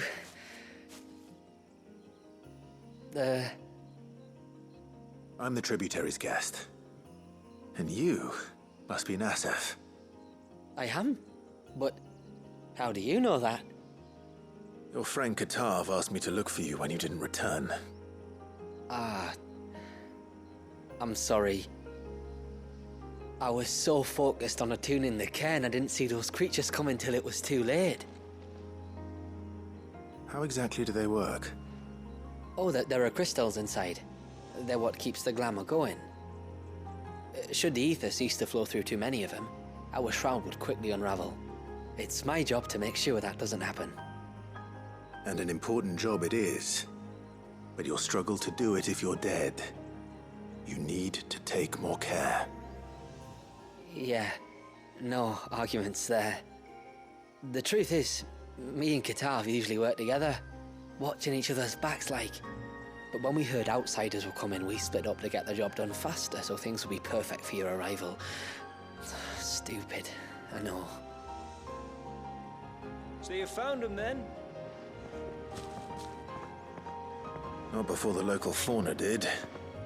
My arrival seemed to put them off their dinner.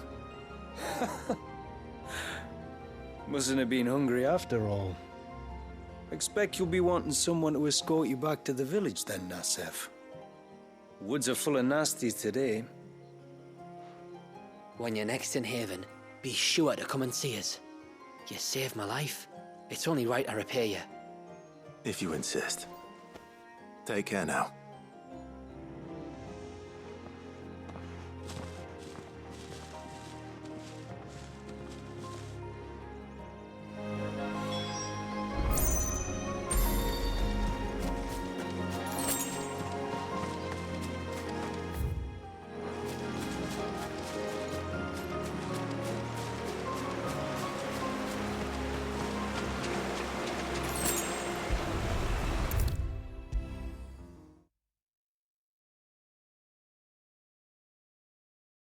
I thought I'd lost you. But you saw to it that... Thank you. Nassef told me everything. If you hadn't got there when you did... Oh, it doesn't bear thinking about. All that matters is that you're safe. Far be it from me to tell you how to do your jobs, but don't go alone again. Or if we have to, maybe we should think about casting the glamour on ourselves to keep the wildlife from spotting us. It'd take its toll, of course, but it'd beat letting the cairns fall and having to weave the entire spell from scratch. Imagine if we had to do that. I'd rather not. Would only succeed in adding 2 new piles of stone to the collection. Your bearers? That we are, thank the tides. The others can't attune to the crystals in the cairns the same way we can. I reckon this place would be doomed without us.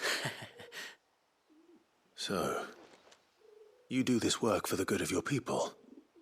Not because... We're forced to. No. From what I've heard of the way things work on the outside, we were truly blessed that our rain fell here in Mysidia. Our people are few enough as it is. If we started turning on each other, kin against kin, over nothing but a stupid accident of birth, our days would be numbered. They would. Anyway, all's well that ends well, eh? Thanks to you, both of us lived to keep this place hidden another day.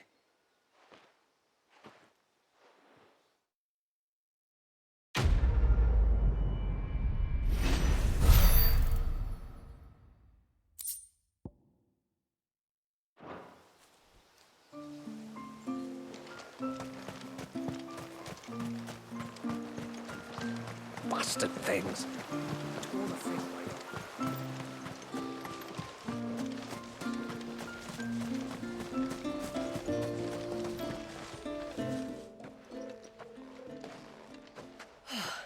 You're back.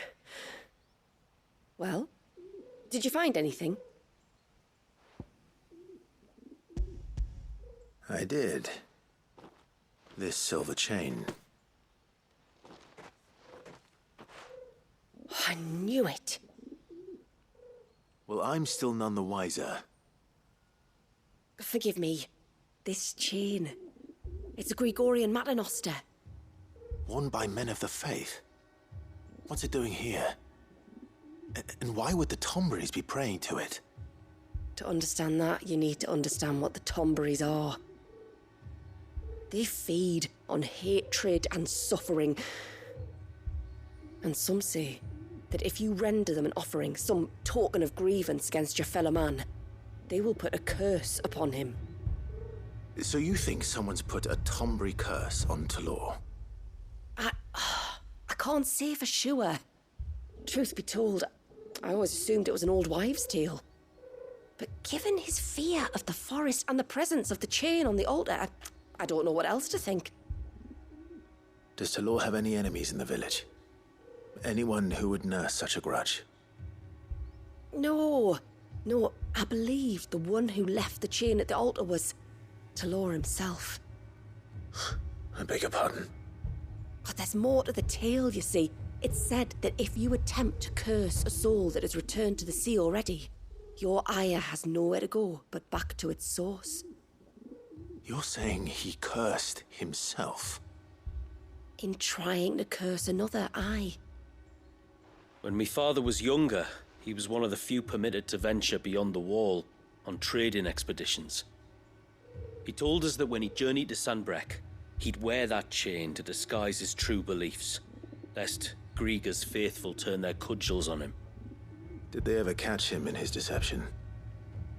Might that explain the ill will he bears someone? Not that he ever told me. Come now, let's not waste time speculating about Talor's past. We need to focus on the present, and that means finding a way to break the curse. All right.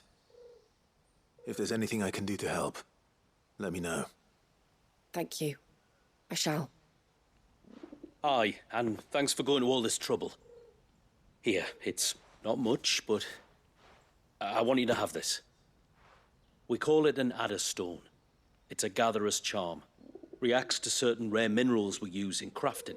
Makes them ring out like a bell, stuff you'd have no chance of spotting otherwise.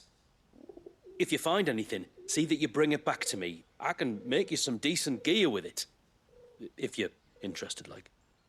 I am, thank you. And I'll be sure to pay you a visit. Until then, I wish your father a swift recovery.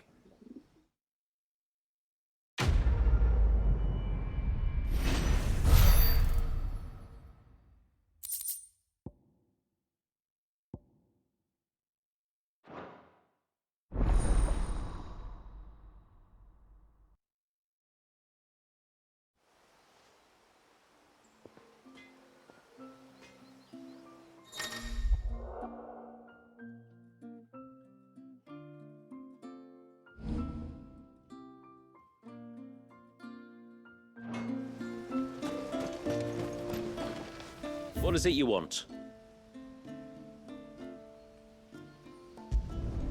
There.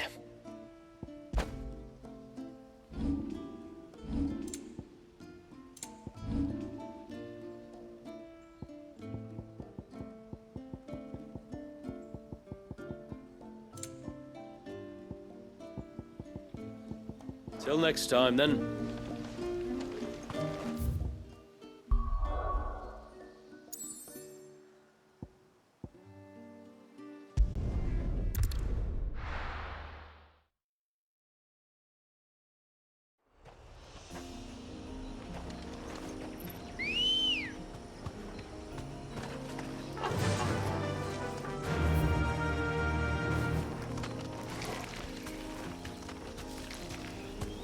Faster!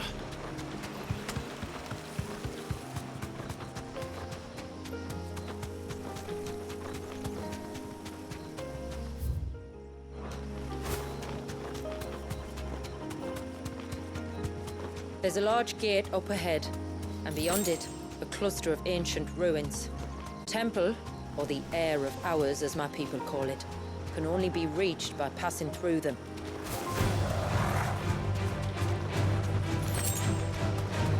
The forest is crawling with life, most of it hungry, which is why we make sure this gate stays shut.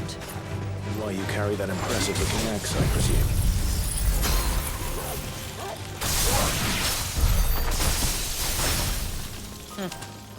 Noticed her, have you?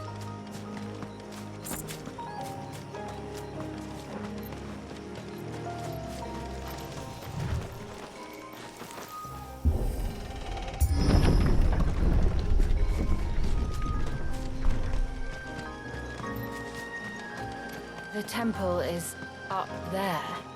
Don't worry. Those cliffs aren't the only way to the top.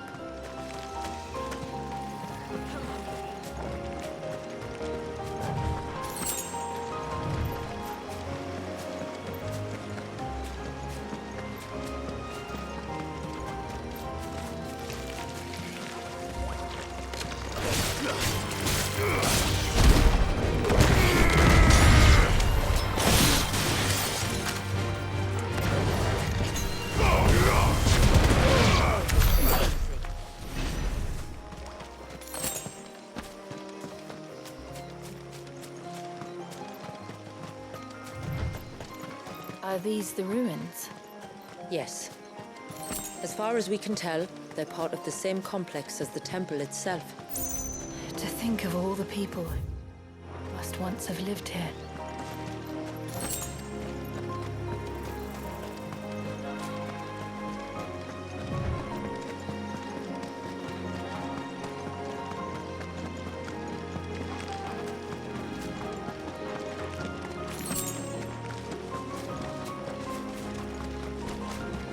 Is that beast rigging?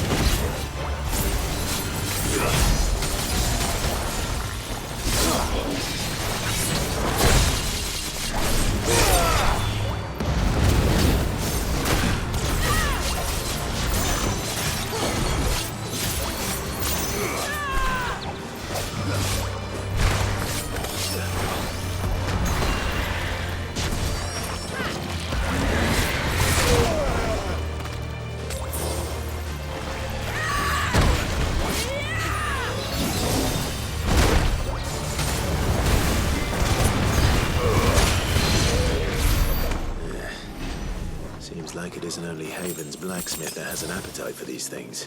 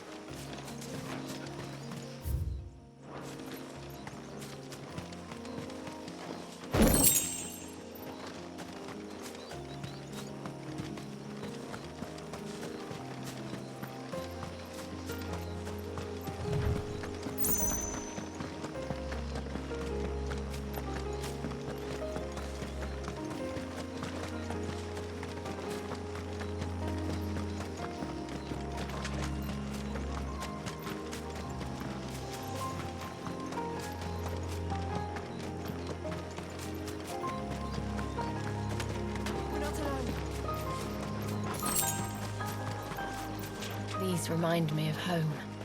You're from the north, then? Yes.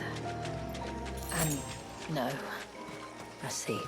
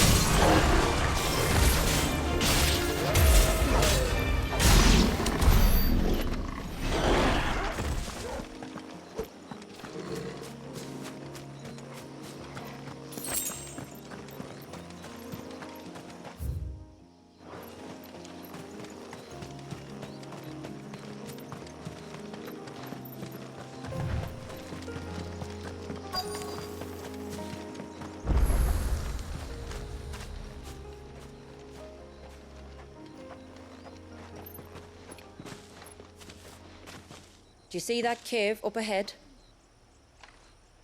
Whoever lived here carved a flight of stairs into the stone within. A way to the top. And whatever it is that awaits us there.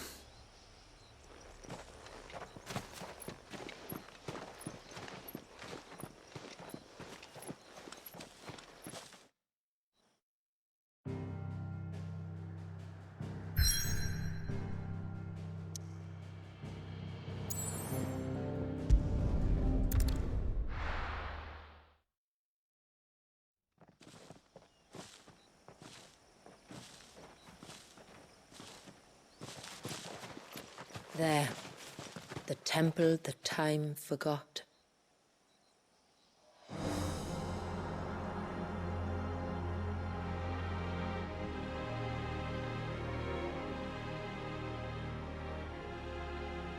And the Varys inside? Yes. You can see the spell's path from the nave.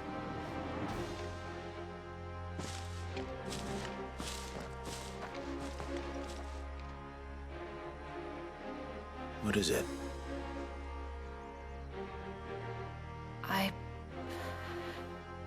I don't know. It's probably nothing.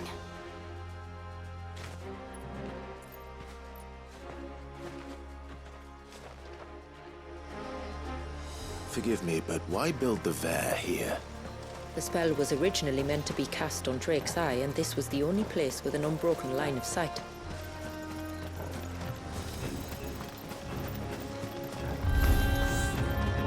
Banbury's like to think these ruins are their own. They look none too pleased to see us. Farewell.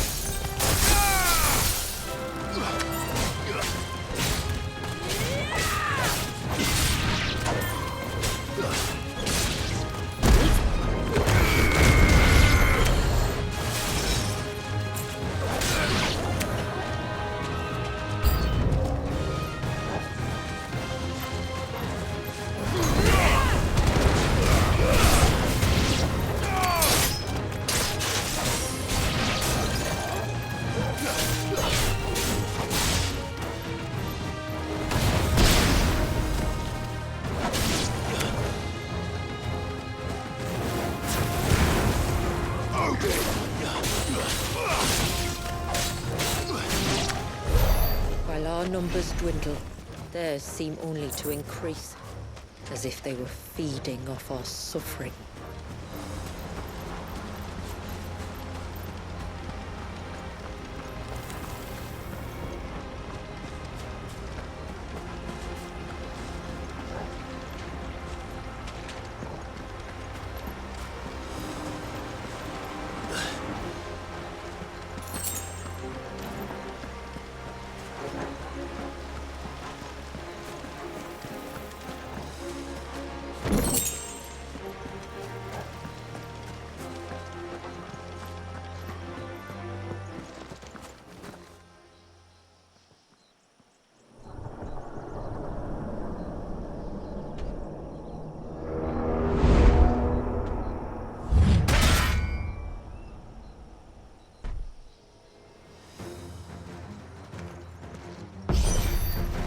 Could this be their leader?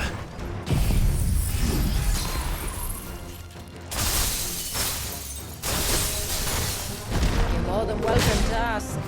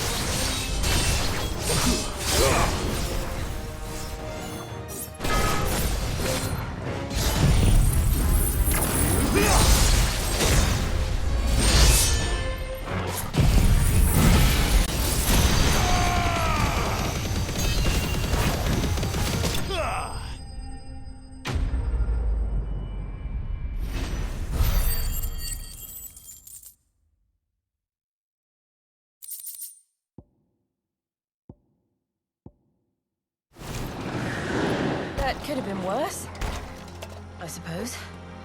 Aye, well, if the forests taught me anything, is that there's always something worse.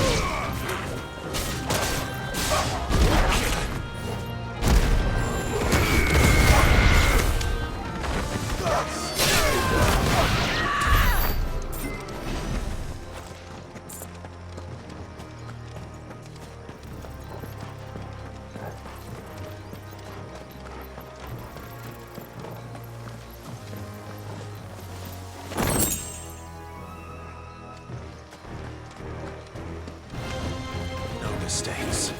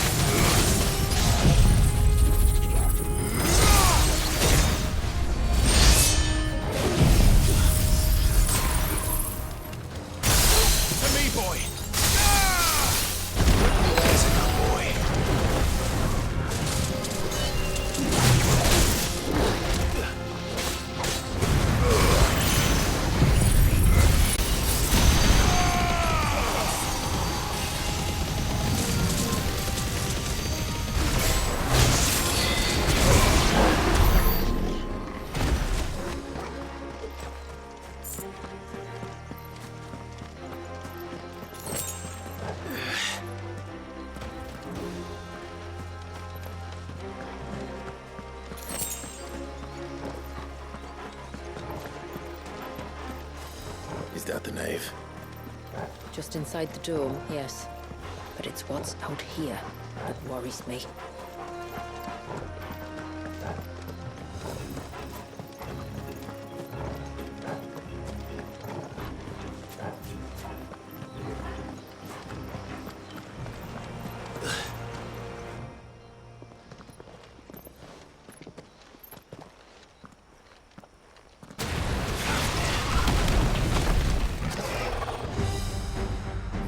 was thinking they'd all migrated. The weaker ones did.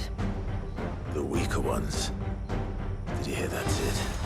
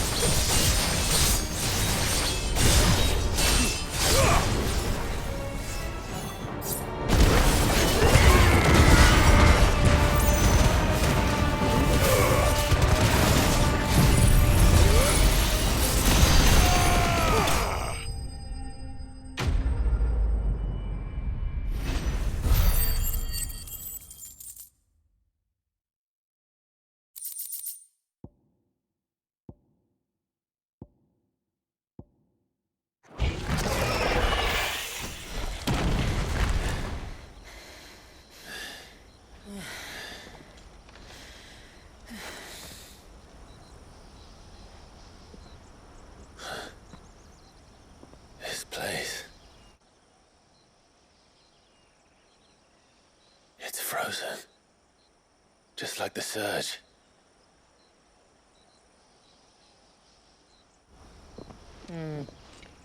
Another of my ancestors' sins. Shall we?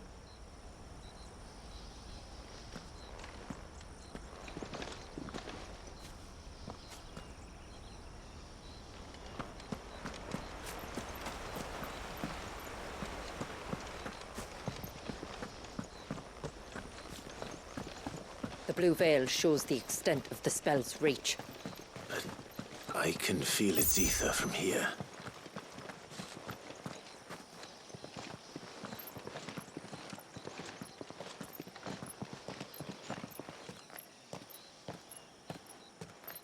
Shula, wait. Before we cross the threshold, I'd like to know a little more about how these magics work. I assume we'll be safe from their influence. We won't grind to a halt, if that's what you mean. The spell only affects the things that were present at the moment it was cast.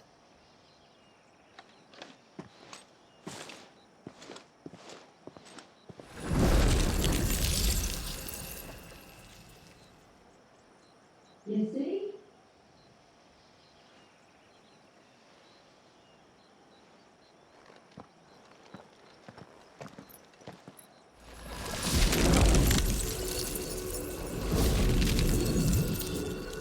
But if we can enter, that means other things can as well. Like the ones we saw on the way here. And worse, probably.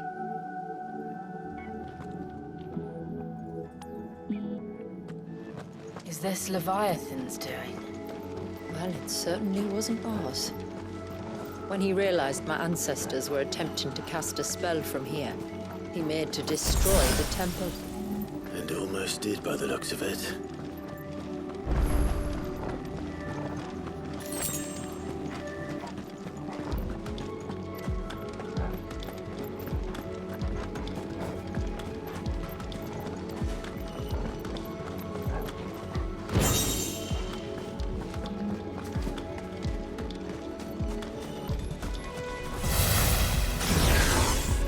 Tell me those aren't bombs.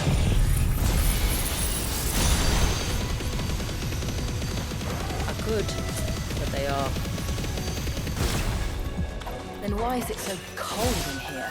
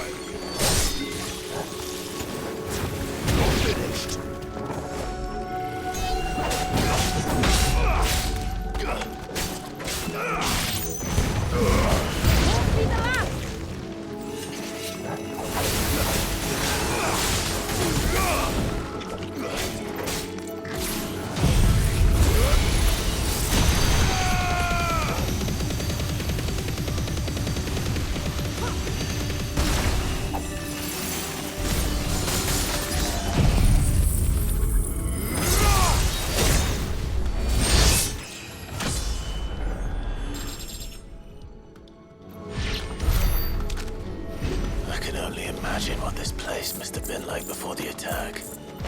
This would have been a hall of worship. There was something similar in my father's keep. The priests would deliver their sermons from the dais. Your father?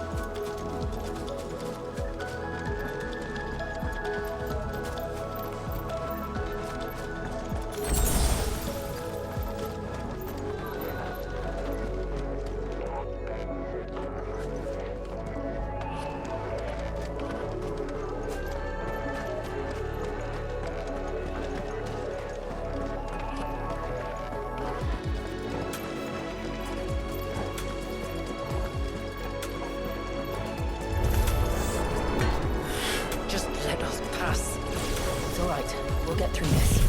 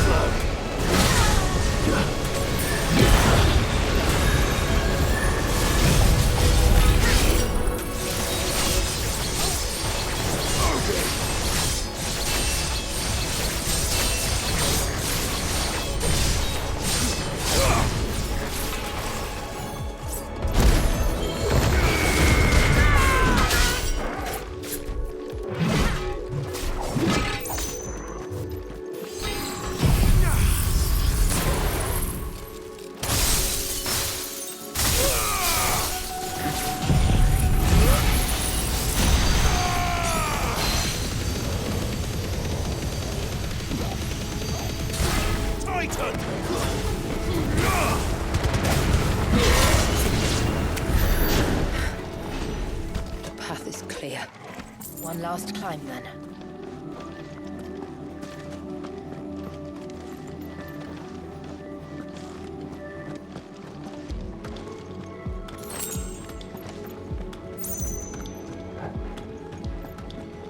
There.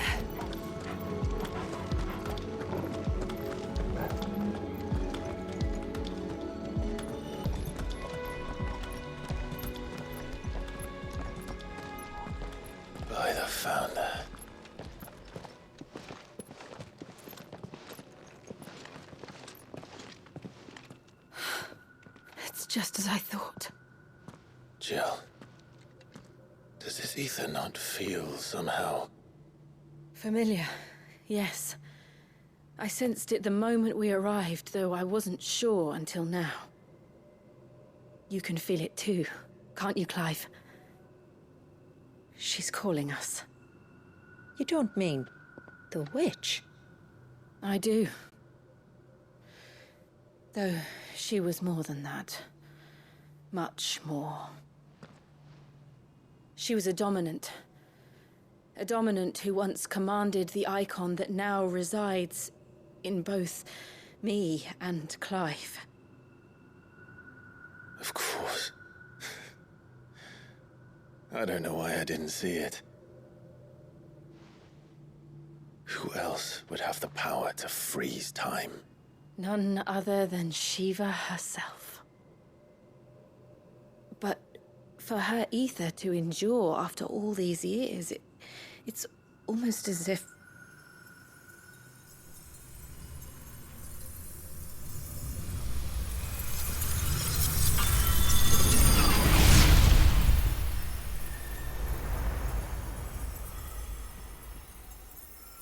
As if she shared it with another, just as Torgal shared in my ice.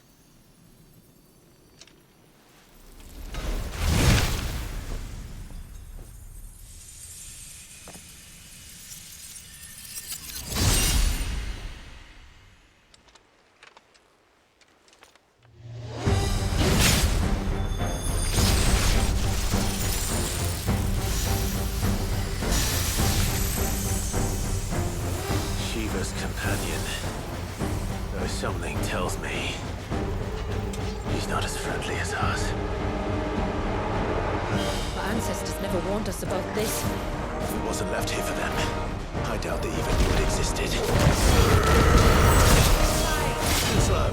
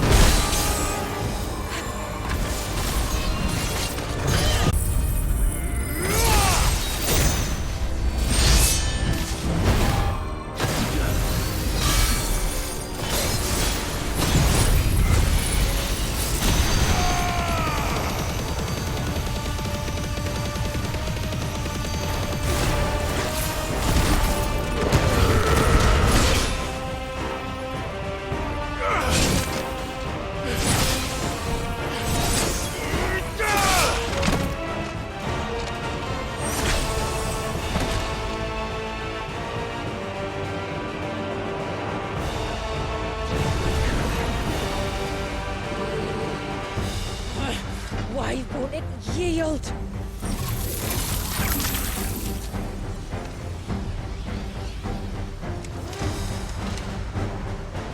Because it would sooner die than fail its mistress.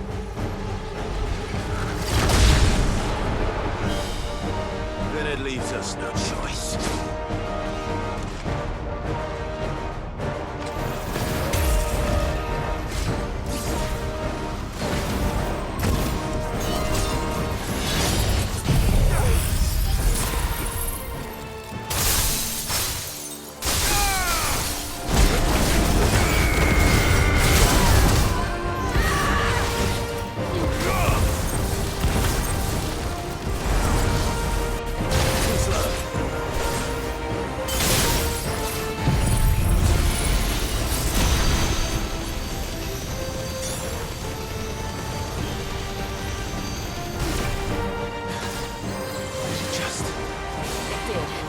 not give them a chance.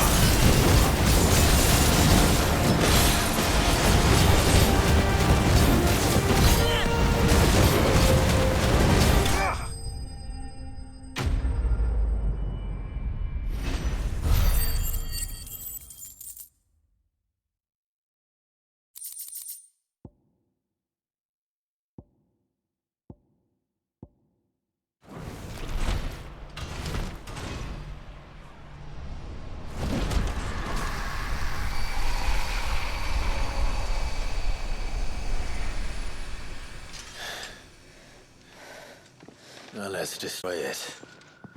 And put an end to this. Wait. The spell must be weakened, not undone.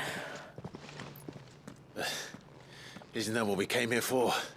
Did you ever stop to wonder what might happen to the tidal surge if I unraveled the whole spell at once? I didn't think so. This is going to require a bit more finesse. From wind and light, water and earth, let the silent palm of mine ice.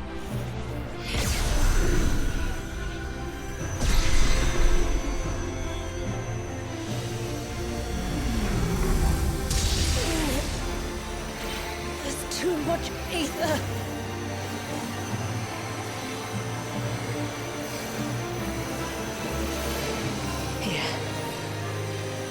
Let me help. Let us help.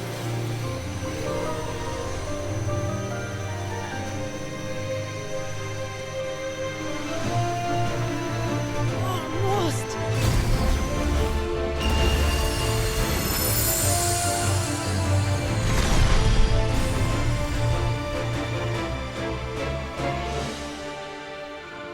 Did it work? I think so. The thread connecting this place to the child should be broken. Meaning Walyas should finally be...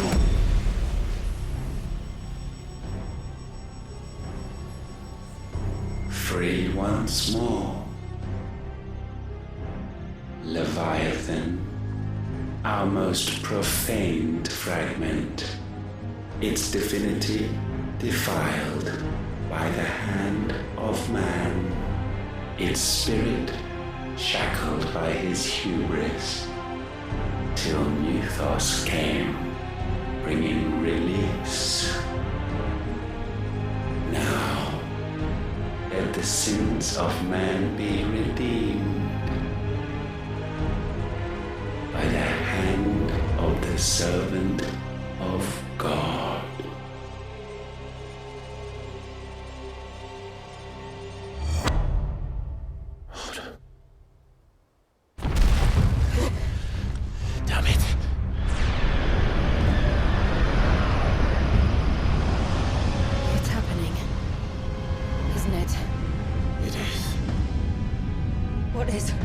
What's going on? Precisely what we feared. Leviathan is out of control. No.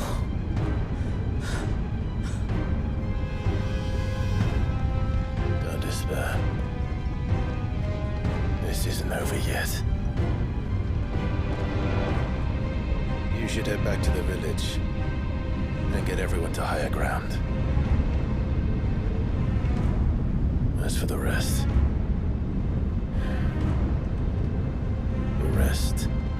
Ifrit will handle.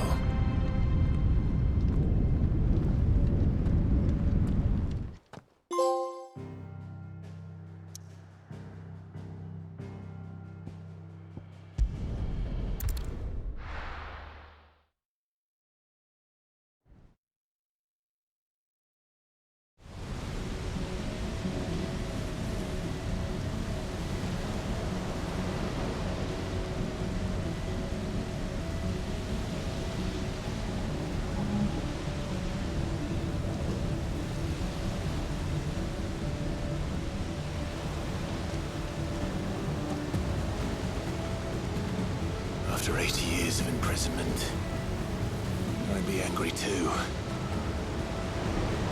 But I can't let it end like this, Walyas. It's time for you to come home.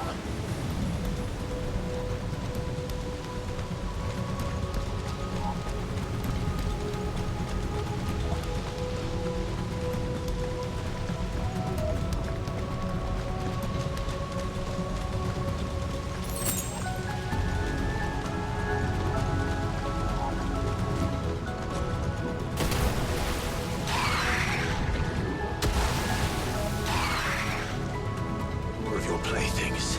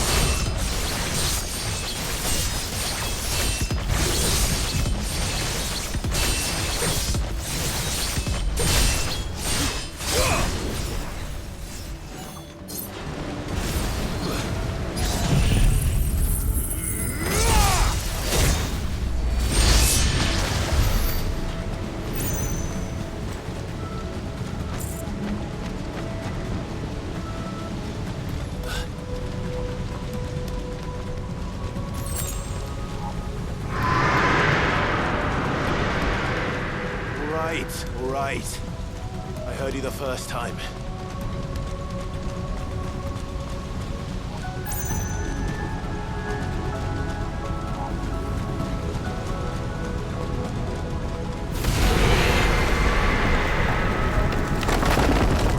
I'm not here to hurt you, Wallius!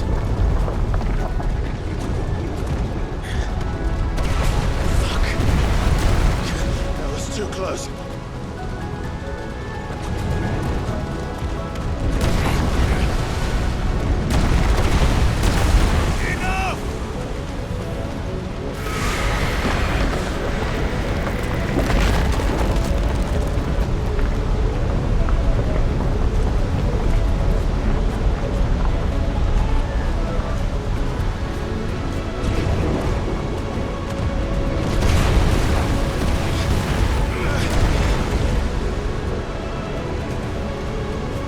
Come on, then. No more hiding.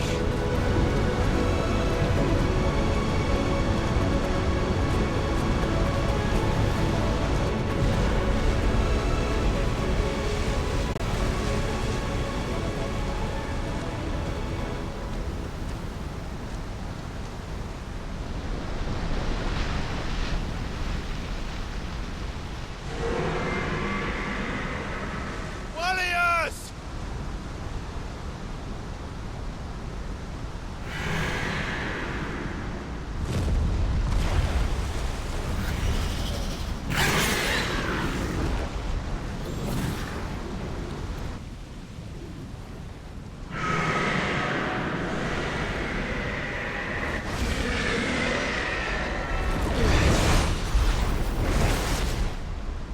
This isn't what I wanted!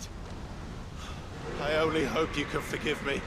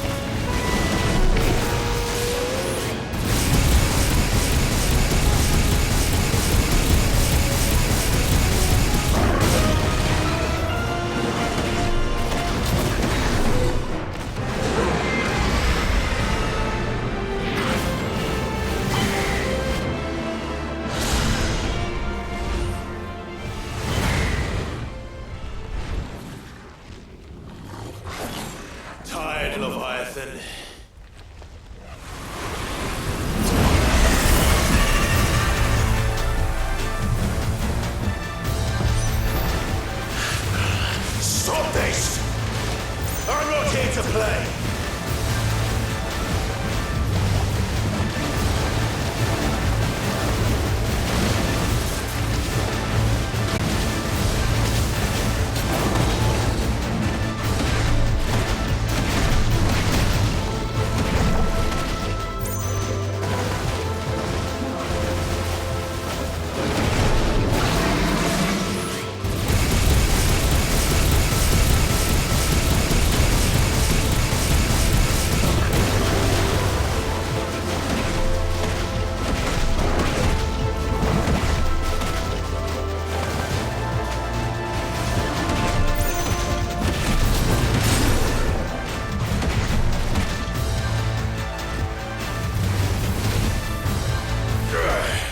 I said, stop! This has gone on long enough!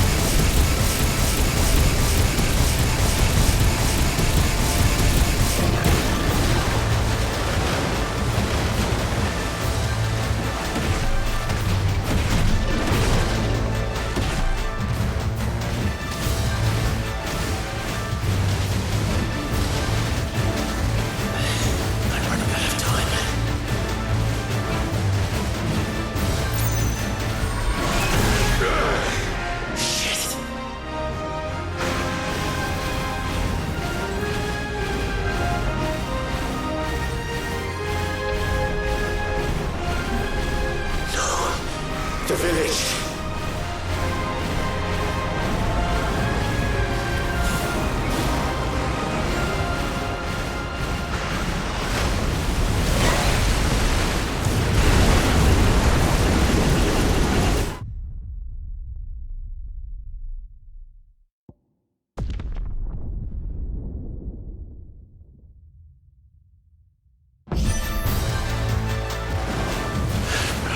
Stop this!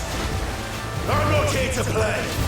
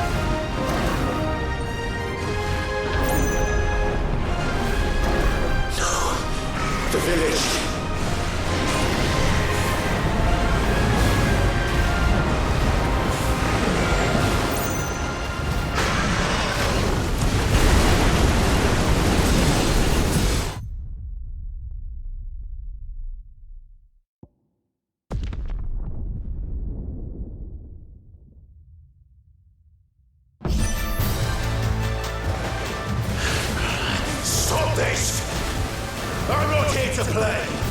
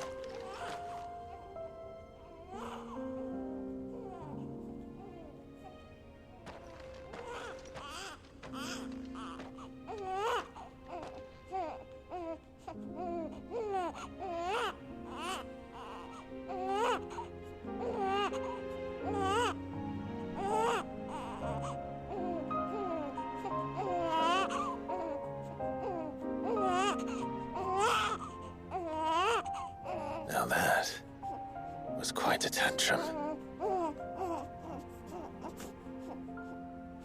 Clive!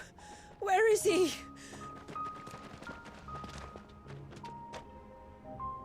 Well, yes.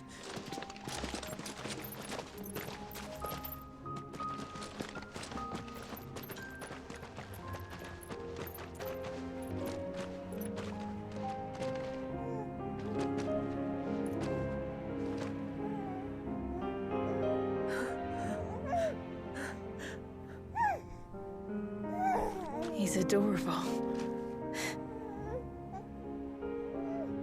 He is now. But did you see him a few moments ago? Clive, I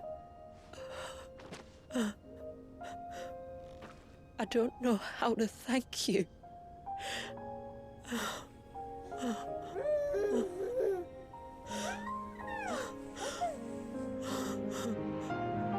It's all right. We should find him a dry blanket, though. Wouldn't want the little monster catching a cold.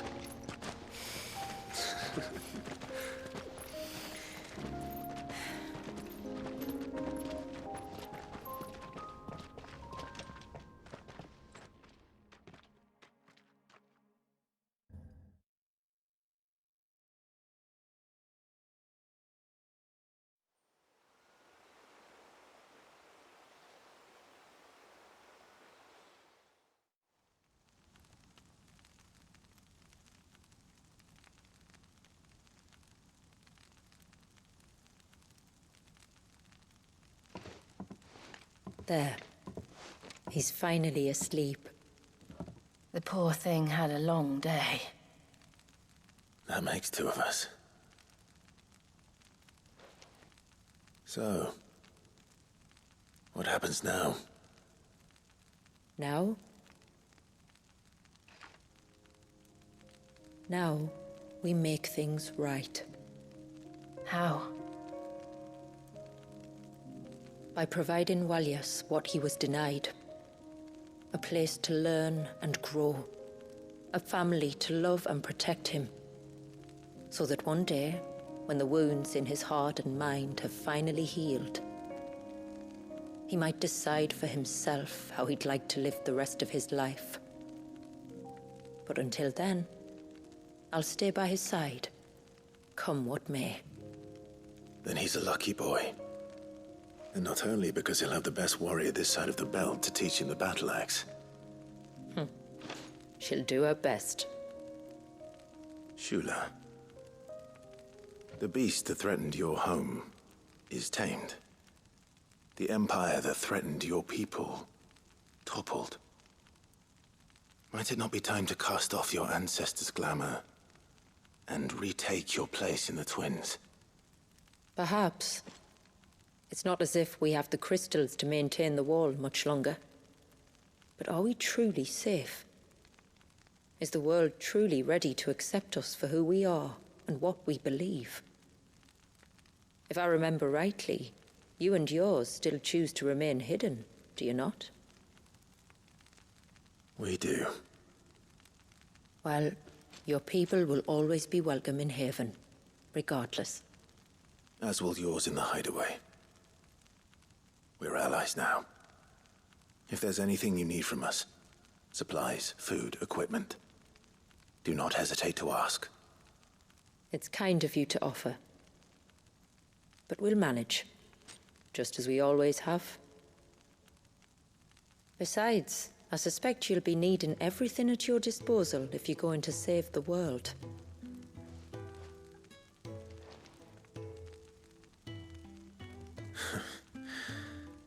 I fear much of it is past saving. The best we can do is strive to turn what's left into a world where we can all live as equals. A noble endeavor.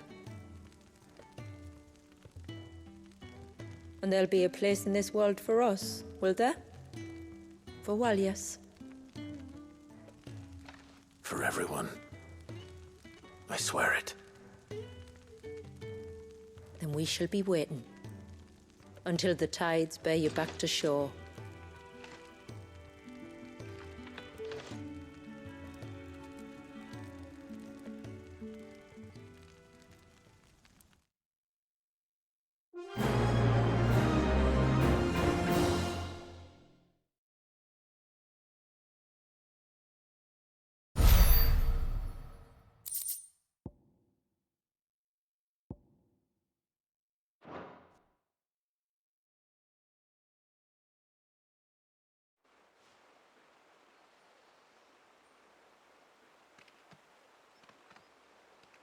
Do you think he'll be all right? Well, yes. Only time will tell. But I can certainly think of worse places to spend one's childhood. The Moats of Water are a fine people, and they will take good care of him. Up by the Ver, Ultima spoke to me. He called Leviathan his most profaned fragment, and told me to redeem the sins that had laid him low. Is that so? The sins of Wallius's ancestors were grave indeed. To force him to prime at so tender an age. And to freeze him in time, that he might never know what it was to live. Yet I doubt either of those crimes was the source of Ultima's displeasure. It was that the Icon's power had been put to another purpose than the one he intended. To him, Leviathan must have seemed an aberration. Could that be why Ultima made no attempt to lead me to him? The fear that this profaned fragment might corrupt his vessel somehow? Perhaps. Or perhaps he simply deemed Leviathan surplus to requirements. Having concluded that his vessel might be made to serve his purposes without the full sum of his power. His purposes? There's no escaping them. Even here. Hidden away in Mysidia, the blessing of the crystals proved nothing but a prison. A prison into which Wallius was born, and from which freedom is hard won. If the world doesn't change, if we don't change it, he'll end up suffering the same fate as every dominant who came before him. Then we must change it. That we must. And we shall.